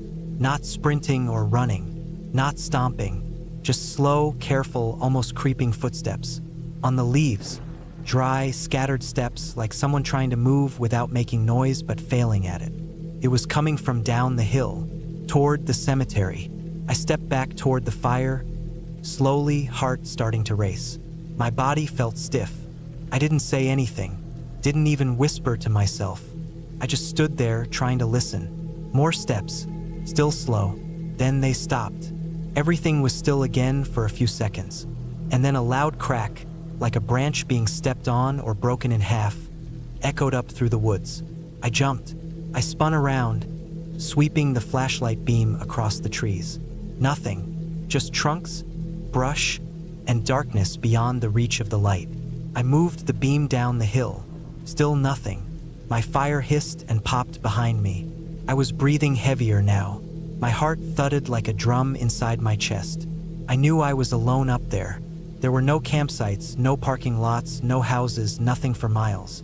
No one would hike up there that time of night for no reason. I told myself it had to be some animal, maybe a buck or a pair of them, but I wasn't sure. Eventually, I sat back down, legs trembling a little. I let the fire burn lower and didn't rebuild it. I just waited, flashlight in my lap. I didn't want to go down in the dark. I figured if I stayed put and quiet, whatever it was would move on. I tried to sleep, but I couldn't. I lay in the sleeping bag with my knife in one hand and my flashlight in the other. I kept thinking I was hearing movement, little snapping twigs, faint rustling. My mind kept going back to those footsteps. Eventually, I must have drifted off for a bit. When I woke up, it was maybe around 3 or 4 in the morning. Still pitch dark, cold. My hands were stiff. I turned on the flashlight and unzipped the tent slowly. I don't know what made me do it, but I stepped outside to check around. That's when I saw something. At the edge of the trees, maybe 20 feet away, someone had piled up a few rocks. 4 or 5 of them in a little stack that hadn't been there the day before. I had walked around that area collecting sticks. There's no way I would have missed it. I walked toward it slowly, shining the light. They weren't just random rocks. Someone had placed them there, on purpose, carefully, like a marker or something. I turned around, scanning the trees, heart racing all over again. There was no one, but someone had been there. I didn't want to stick around to find out more. I packed up everything fast. No food, no repacking properly. I just stuffed my gear, kicked dirt over the fire pit, and got out. I didn't even go down the way I came. I bushwhacked around the hill, moving fast, nearly slipping a few times. My boots were soaked in cold dew. I got scratched up by branches. Finally, I hit the road and jogged back to my car. When I got home later that morning, I locked everything up tight, took a long shower, didn't tell anyone, just sat there in silence for a while. I didn't go back to Long Pine Cemetery again, ever. I didn't even drive by it anymore. I looked it up online a few times, but there wasn't anything about weird stuff happening there. Just a regular, mostly forgotten graveyard. A couple weeks later, I found something even stranger. I had thrown my backpack in the garage and hadn't touched it since that night. When I finally went through it to clean it out, I found something tucked inside one of the side pockets. A smooth, flat stone. It had a small symbol scratched into it, just a faint mark, almost like a triangle with a line through it. I didn't put it there. I burned the bag, threw the rest of the gear out. I never camped alone again, and if I see a graveyard now, I look the other way. I don't care how old it is or how peaceful it looks. I learned my lesson. That place wasn't haunted. There weren't any ghosts, but someone else was up there that night. Someone who didn't want to be seen. And maybe I was just in the wrong place at the wrong time. But the way I see it, if I hadn't woken up when I did, or if I hadn't seen that little rock stack, I might have stayed until morning. And maybe I wouldn't have made it back down that hill at all.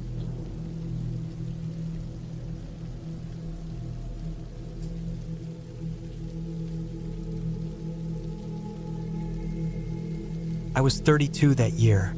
My name is Jordan, and I'd just gone through a breakup that left me feeling like I needed to hit reset. I didn't want to be around people. I didn't want to talk or hear anyone talk. So I packed up my old pickup truck, bought a couple of supplies from a hardware store in Billings, Montana, and drove out to the Beartooth Mountains. I'd been there once before with some friends a few years earlier, and I remembered how quiet it was. Back then, I'd wished I could have stayed behind when we left. This time, I didn't tell anyone exactly where I was going. I just said I'd be gone for a few days and needed time off. I worked remotely for a small data company, and nobody really paid much attention to when or where I worked as long as things got done. I arrived near a small dirt trail on a Wednesday morning. It was already warm, sun hanging just above the horizon. My plan was to hike about 4 miles deeper into the tree line where fewer people camped. I liked the idea of being truly alone. No other campers nearby. No noise but wind and my own steps. I parked off a logging road, one of those narrow gravel roads surrounded by tall pines and empty silence, and hiked with my pack strapped on tight. I had my tent, sleeping bag, food for 5 days, a basic first aid kit, knife, flashlight, fire starting tools, and a revolver I always carried when hiking alone. I'd never used it, but it gave me peace of mind. The first few hours of hiking were smooth. I followed a game trail that eventually faded out into thicker woods. I had a topo map and a compass and had studied the terrain enough to know I was heading to a small valley just south of a ridge that held a lake. The lake wasn't on most public maps. It was one of those places people forgot about or skipped because the main trail didn't go there. When I got to the spot, I immediately felt something I hadn't felt in a long time. Calm. The ground flattened out near a cluster of mossy boulders, and the tree cover opened up just enough to let the light through without roasting you. I set up my tent, collected deadwood, and built a small ring for a fire. The lake was about 300 yards away, just far enough to keep the mosquitoes down but close enough to grab water when I needed. The first night was uneventful. I boiled water, ate a freeze-dried meal, and stared at the fire until it died down. The wind whistled a little but not enough to spook me. I'd been in the woods enough to know what normal sounds were. By the time I zipped into my sleeping bag, the silence around me felt like a heavy blanket, and I slept better than I had in weeks. The next morning, I woke early and decided to explore around the lake. I carried my day pack, water, and the revolver. There were a few old animal trails, and I followed one that curved around the south side of the lake where the ground turned marshy. I noticed boot prints there, not fresh but not old either. The edges of the heel were still defined, probably a week old at most. Not a huge deal. This was public land, and I wasn't the first to wander this far off the trail. But there was something odd about the footprints. They didn't leave the way they came. It was like the person had walked along the bank, then vanished into the marsh. I looked around but didn't see any other prints leading away. Maybe they doubled back and stepped in the same tracks, I thought. By late afternoon, I was back at my camp. I cooked again, cleaned up, and sat by the fire. I didn't sleep as easily that night. Something about the footprints stuck in my head. On the third day, I decided to hike up a small hill behind the lake. From up there, you could see a wide stretch of the tree line to the west. The forest was thick, broken up by rocky outcroppings and dry creek beds. I scanned with my binoculars and noticed something unnatural. About half a mile away, tucked in the trees, was a man-made structure. It looked like a shed or maybe an old ranger station. The roof was tin, and the walls were either dark wood or stained metal. I hadn't seen it on any map. Curiosity got the better of me.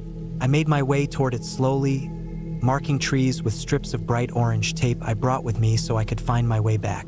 The ground was uneven, and the trees grew tighter the deeper I went. It took me about an hour to reach the structure. It was a cabin, but not like any normal one. It was low to the ground, with no windows and only one door that had no handle, just a latch. The whole thing looked like it hadn't been built by any park service or forestry department. No signs, no markers, nothing official. I walked around the side and found a few things that made my stomach tighten. There were animal bones piled near a log. Mostly deer or elk, but clean, bleached, like they'd been there a long time. Behind the building, there was a shallow pit in the ground with blackened ash and scraps of metal, old cans, burned cloth, melted plastic. A campfire, but too close to the cabin for my liking. I didn't try the door. I didn't want to know what was inside. Something about it felt wrong, like I wasn't supposed to be there. I backed away and returned the way I came, checking for my orange tape strips every few trees. Back at my camp, I didn't feel calm anymore. That peace I had the first night was gone, replaced by a low buzz in the back of my skull. I stayed up later than usual, keeping the fire going longer. I didn't hear anything strange, but I couldn't shake the feeling that I wasn't alone. That night, I dreamed of boots in the mud. Nothing else, just footsteps that stopped and went nowhere. On the fourth morning, I almost packed up and left, but I was stubborn, and I'd only planned for 5 days. I told myself the structure was probably an old trapper's cabin or a ranger outpost no longer in use. Nothing strange about that. Still, I didn't explore that day. I stayed close to camp, gathering more wood than I needed and pacing a lot. In the late afternoon, I heard a sound I hadn't heard all week. A branch snapped, not far away. Not the kind of snap caused by wind or a falling limb. This was the sharp, sudden sound of something stepping on it. I froze. My fire was out. I'd been waiting to light it until the sun got lower. I crouched and scanned the trees to the east, where the sound came from. I waited 10 minutes. Nothing. Then I heard it again. Closer. 2 steps. Then silence. I pulled my revolver from the bag and stepped behind a tree. I waited there for what felt like an hour. Nothing moved. Not a squirrel, not a bird. The woods had gone still. That's what scared me most. Eventually, I made a loud noise, stomped and clapped, and shouted into the woods. No answer. Nothing moved. I lit my fire early and kept it high until after midnight. The last night, I didn't sleep at all. I sat up in my sleeping bag, revolver in hand, listening. Just before dawn, I heard what sounded like footsteps again, but this time moving away from camp. When the sun came up, I packed everything in under 15 minutes and got out of there. I didn't stop until I reached my truck. The whole way back, I kept looking behind me, convinced someone was walking the same trail a few hundred yards back. When I finally reached the gravel road, my legs were shaking. I threw my pack in the bed and drove without checking the rearview mirror. I never reported what I found. I didn't see a crime. I didn't see a person. I didn't find any bodies or evidence of anything illegal. Just a weird, hidden cabin and some strange signs around it. But the feeling I had out there, being watched, followed, listened to, that stayed with me long after I left. A month later, I looked up land records for that area. The spot where the cabin sat wasn't on any current property maps. No one owned it. No leases. Nothing listed. When I searched deeper, I found an old file from the 1970s about a hunter who went missing near that ridge. Never found. Last known location was the south end of the lake. I haven't been back since, and I won't.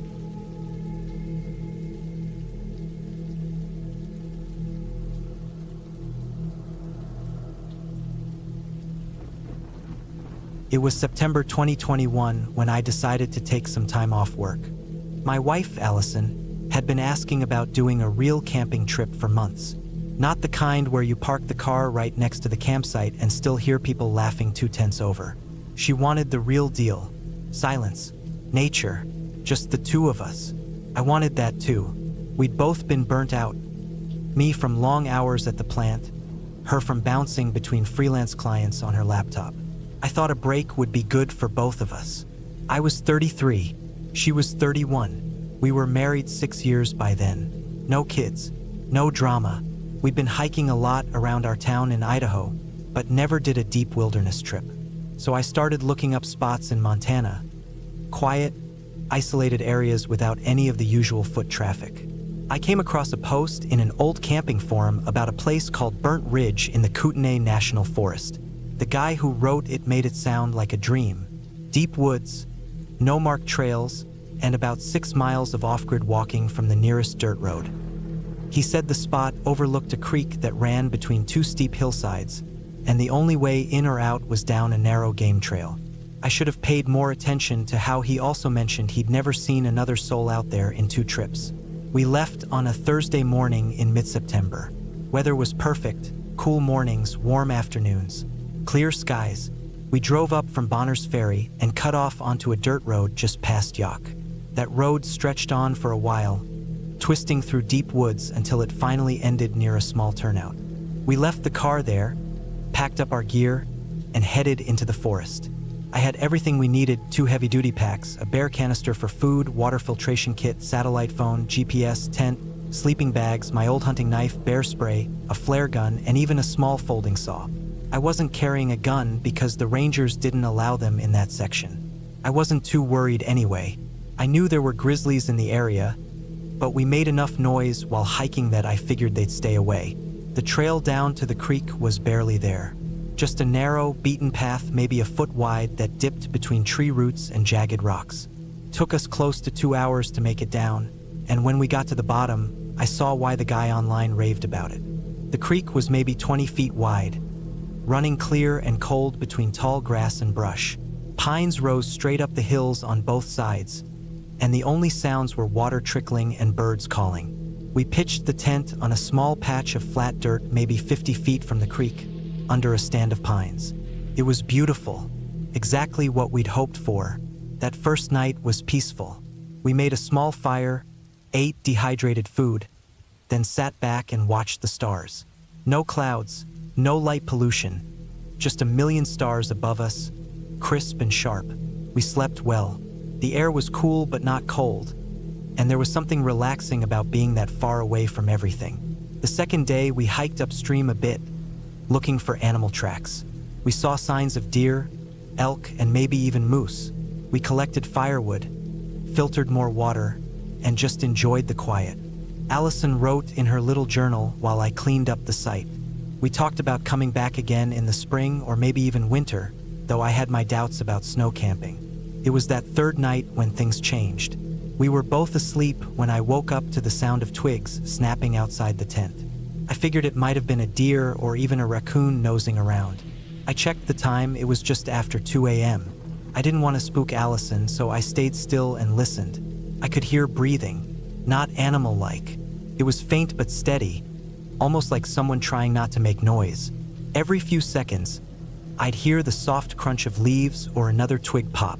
Whatever it was moving slow. I unzipped the side of the tent as quietly as I could and looked out. The fire had burned down to glowing red embers. I couldn't see much, just shadows of trees and faint moonlight reflecting off the creek. Nothing moved, no eyes staring back, but I could still hear it, off to the left, near the brush.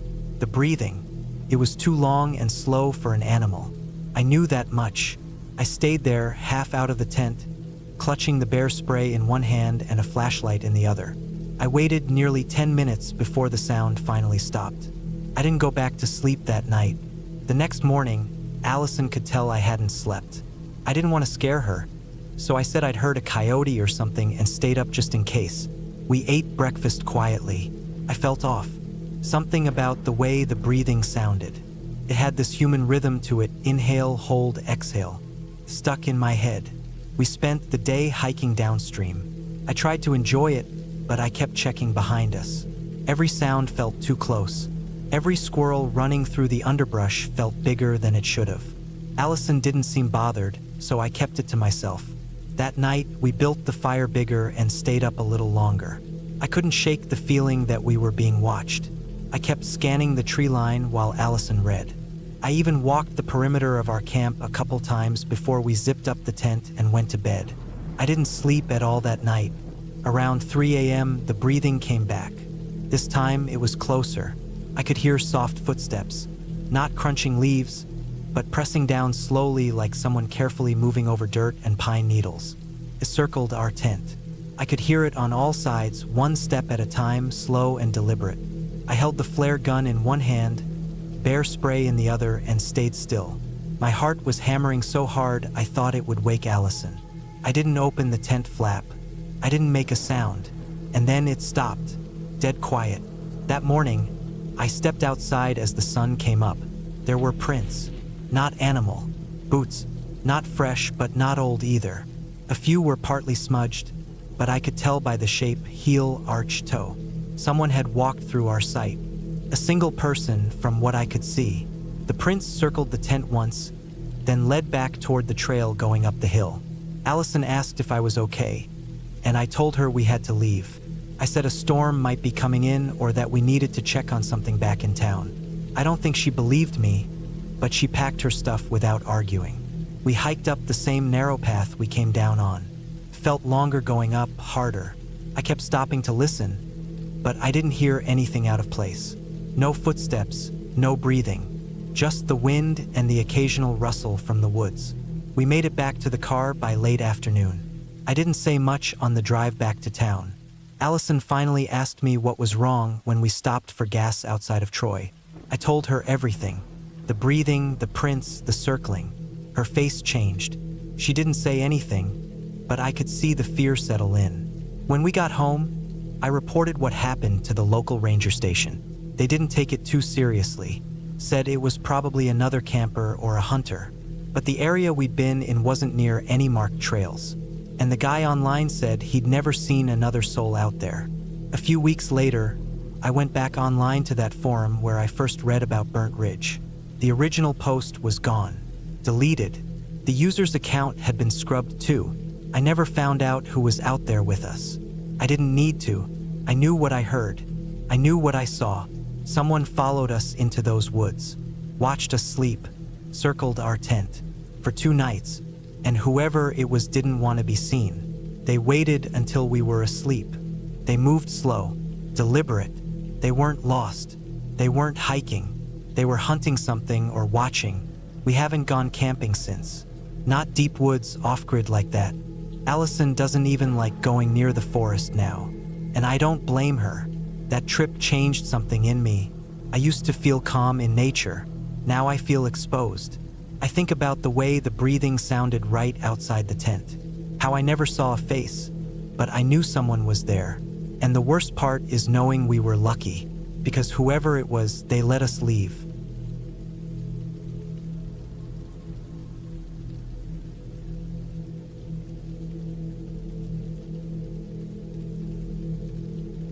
I was 34 when I decided to take some time off work and head out to the mountains in Montana. It was June of 2021. I had been working remotely ever since the pandemic started, and I felt like my brain was cooked from sitting in the same chair day after day. I wanted to just get out, breathe actual air, move my legs, and not hear anything man-made for a while. I'd always liked being alone outside. I used to go camping when I was younger, mostly with my dad. After he passed a few years ago, I stopped doing it for a bit, but I felt like I needed it again. I still had all my gear, tent, backpack, stove, water filter, first aid, even bear spray. I'd updated a few things over the years, mostly lighter stuff, but everything still worked. I loaded up my car and drove out to an area I hadn't been to before, near a place called Eagle Ridge. just outside a small town called Marion. The area was remote. No cell service past a certain point. I had to take 2 forest roads just to get close to the trailhead, and even that wasn't much more than a dirt pull-off. There were no other cars around when I parked. That was the whole point.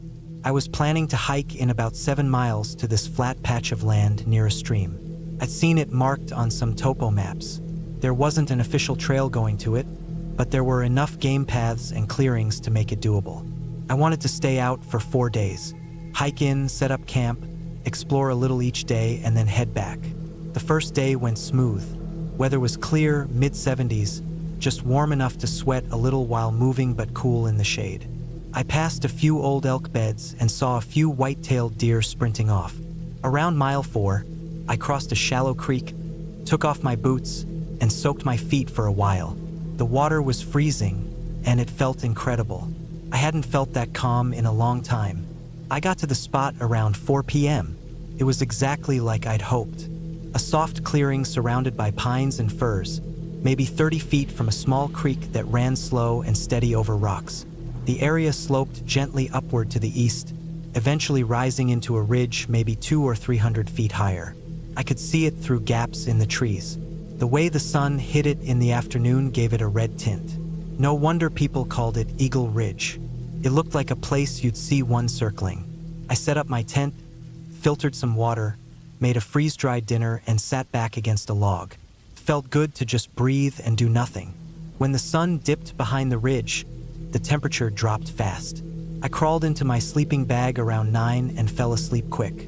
It was that second night when things started to get weird. I spent most of the second day hiking uphill toward the ridge. I didn't go all the way up, just followed some trails that wound along the lower slope. Lots of pine needles underfoot, tons of animal sign. I even found what looked like a small cave or overhang, just a dark patch cut into the side of a rock formation, half covered with roots. I didn't go inside. It looked shallow, probably just some small animal den. I marked the spot in my GPS and headed back down before it got too late. That night, something woke me up. I didn't know what time it was at first. My phone was off and I wasn't wearing my watch. I just woke up suddenly, not from a dream, not from needing to pee, but from something else. I laid there in my bag, not moving, not even sure why I was awake. It was completely silent, not even wind, the kind of silence that presses on your ears. I strained to hear something, anything. Then I heard it, a short, sharp snapping sound, like a stick being stepped on. It came from somewhere down near the creek, maybe 30 feet away. I froze. It didn't repeat. There was nothing after it, just that one clear snap, then silence again. I stayed still for a long time, probably 10 minutes. Then I slowly unzipped my bag, grabbed the can of bear spray, and listened some more. Nothing. Eventually I laid back down, still holding the canister. I didn't fall asleep for a long time. The next morning I checked around the creek but didn't find anything unusual.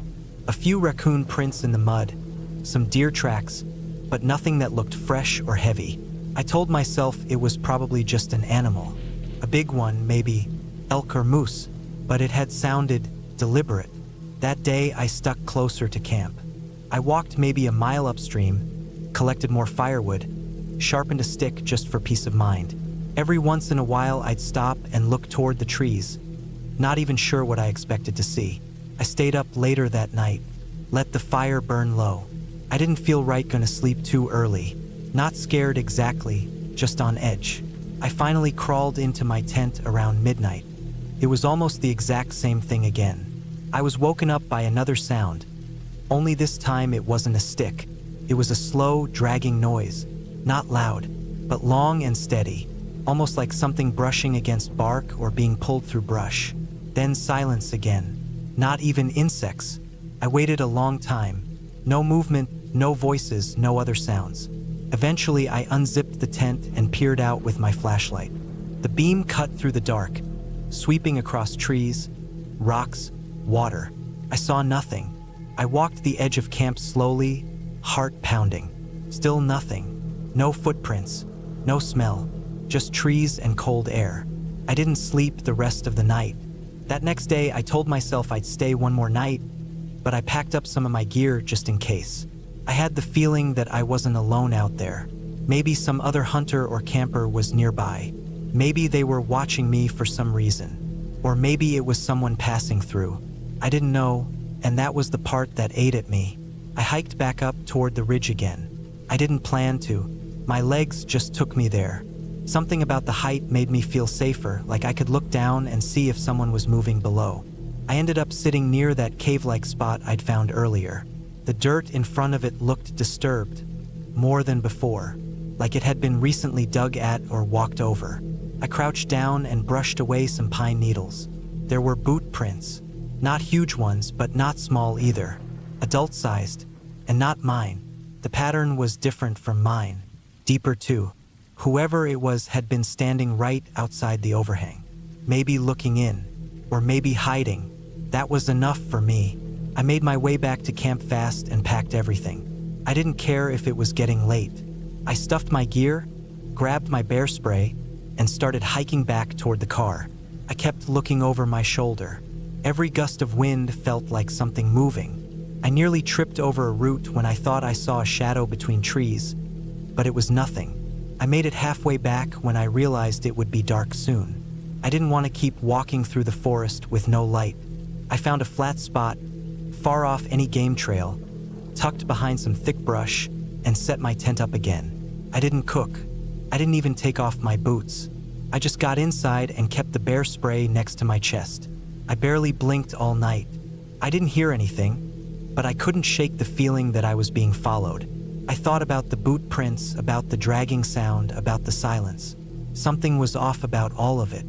I hiked the last 3 miles in the morning without stopping. My shirt was soaked through with sweat even though it was cold. When I saw my car, I almost cried. I opened the door, tossed everything inside, and peeled out without even taking off my pack. On the way home, I stopped at a gas station with service and called the ranger station nearby. I told them where I'd been, what I'd seen. They didn't say much, just that they'd send someone to check it out. A few weeks later, I got a call back. They told me they'd gone to the area and found signs that someone else had been living out there. Not just hiking, living. Makeshift shelters, buried food waste, even some torn up clothing. They didn't find the person, but they thought someone had been squatting deep in the forest for a long time, possibly months. I don't know if that person ever saw me, but I think they did. And I think that second night when I heard the dragging sound, they might have been closer than I'll ever know. I haven't been camping since, but I still think about Eagle Ridge, and I still wonder who was watching me from the trees.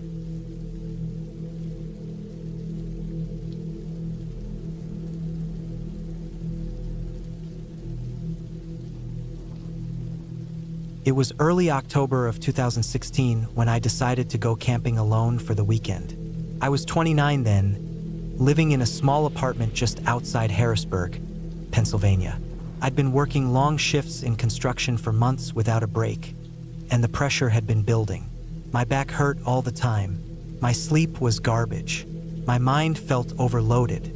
I didn't want to talk to anyone. I didn't want to sit in traffic, and I didn't want to be near a city.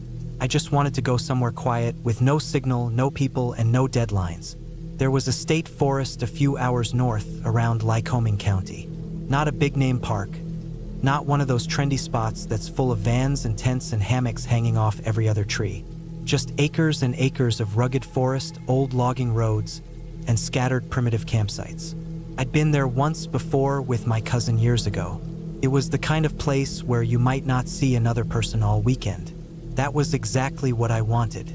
I left early on a Friday morning. The weather had looked fine all week, and I didn't pay much attention to the forecast. I just loaded my gear into the back of my beat-up pickup: tent, sleeping bag, camp stove, cooler, extra clothes, and a .40 cal pistol I always carried when camping solo. I wasn't worried about bears. People were more unpredictable. By noon, I was deep into the woods, driving slow along a muddy, narrow road that used to be a logging trail. It had rained recently, and the ruts were deep. My truck bounced and groaned, tires slipping a little in the mud. I passed an old trail marker nailed to a tree, the wood so faded it looked like it had been there for decades. I pulled off into a clearing where I remembered there being a flat, dry spot near a creek. The creek was louder than I expected, fast-moving from the recent rain, but the spot looked good. No trash, no boot prints, just trees and moss and water. I parked the truck on higher ground and walked the area to make sure it hadn't flooded. It looked fine. I set up camp slowly, enjoying the quiet. Tent went up smooth. I laid out a tarp underneath, then unrolled my sleeping bag inside. I cracked open a can of beer and sat on a folding chair near the creek, just watching the water. I stayed like that for hours, not really thinking about anything. My phone had no signal and I turned it off completely. Around dusk, the clouds started to roll in, thick and gray, moving fast. Started raining late that night.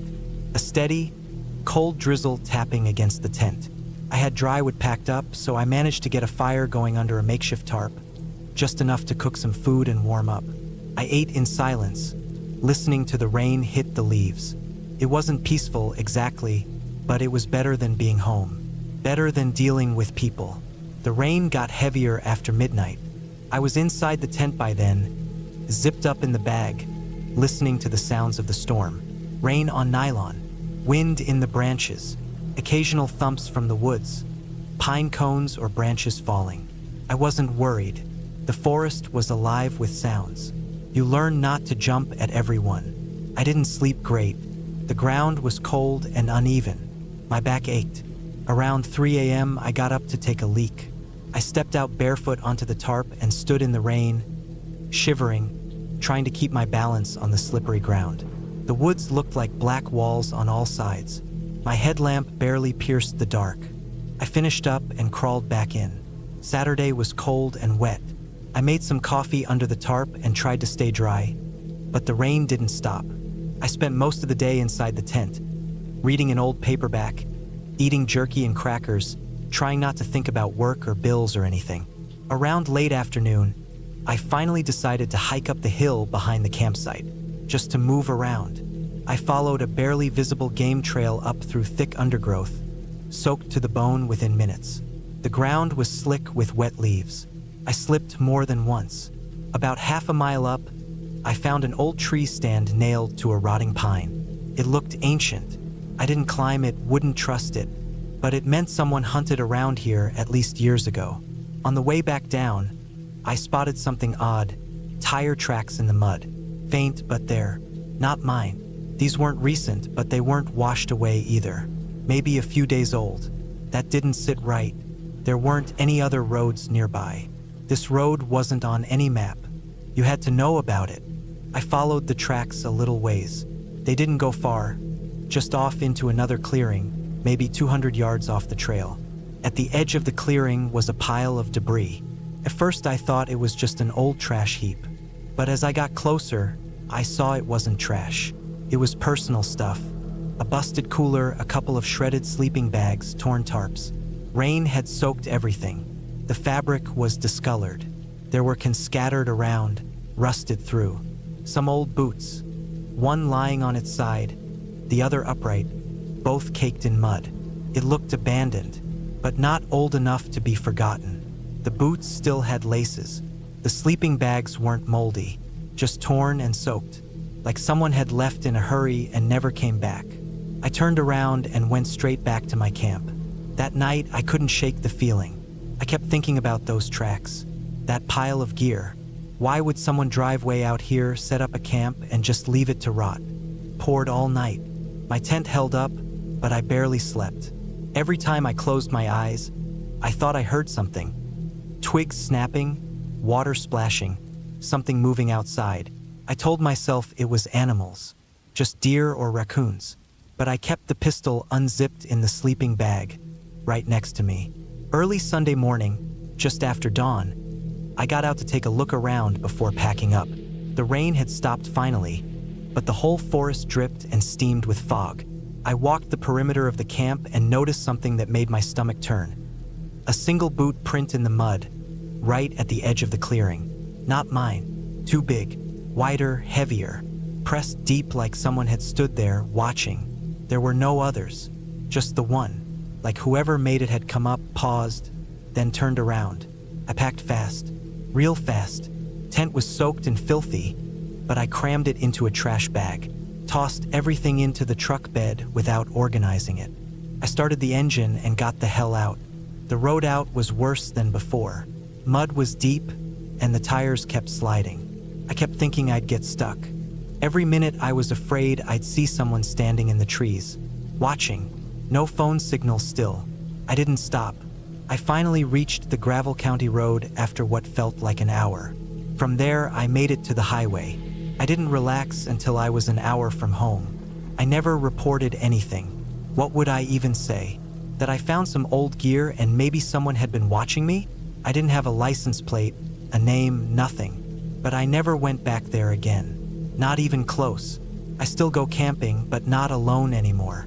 Not out in places where nobody else goes. I learned something on that trip. Not everything that happens in the woods can be explained. Not everything has a name. And sometimes the scariest thing out there isn't what you hear. It's what you don't. It's the silence when you expect a sound. The single boot print when there should be none. And the feeling that someone else was out there watching, just close enough to see you, just quiet enough to never be seen.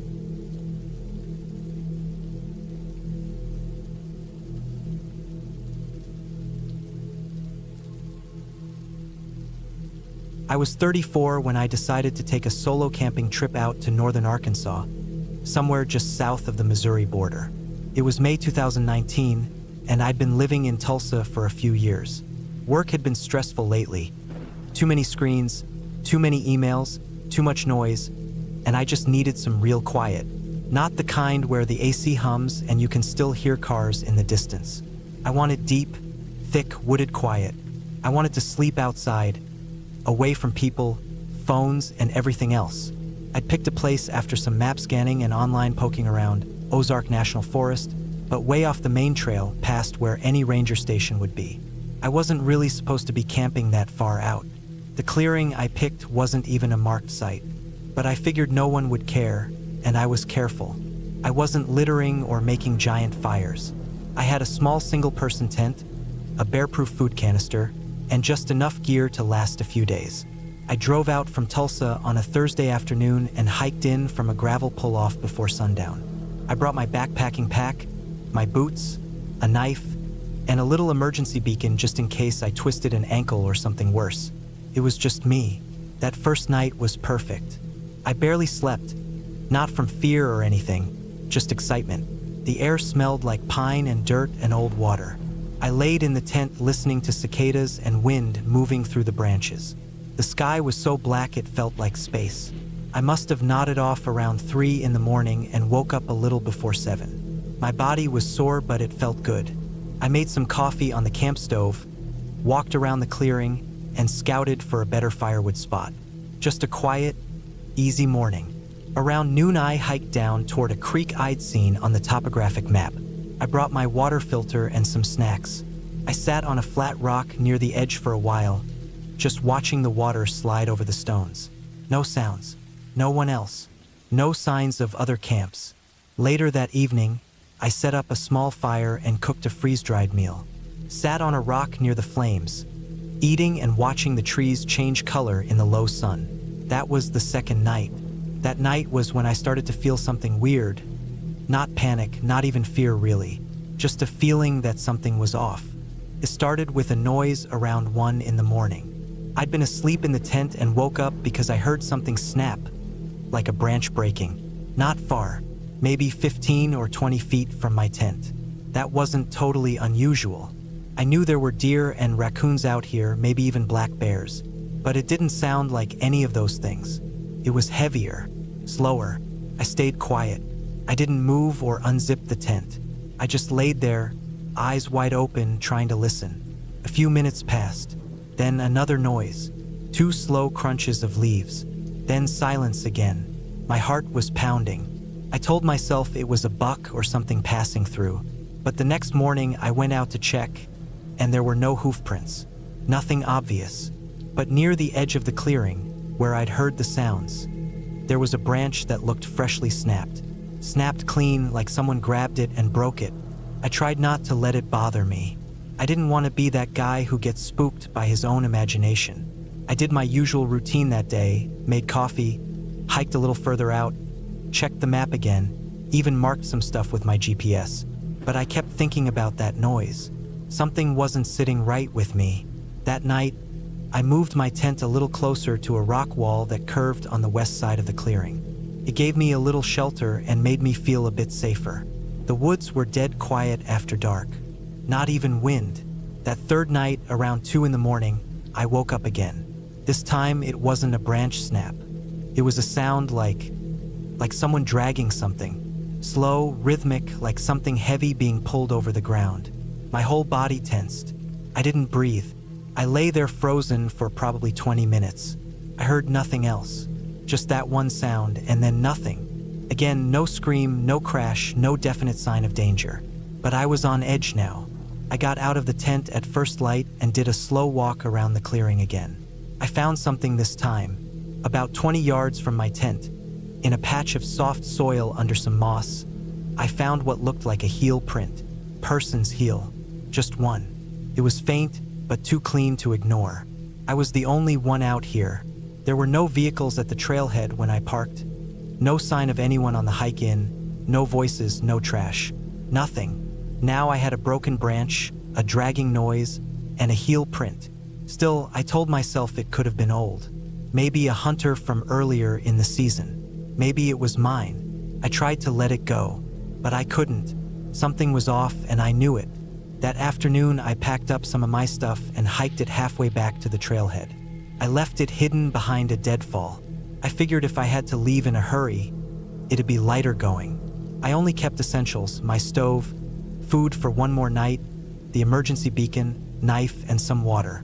I didn't plan to stay another night, but the sun was already starting to drop, and I didn't want to hike out in the dark, so I decided one more night.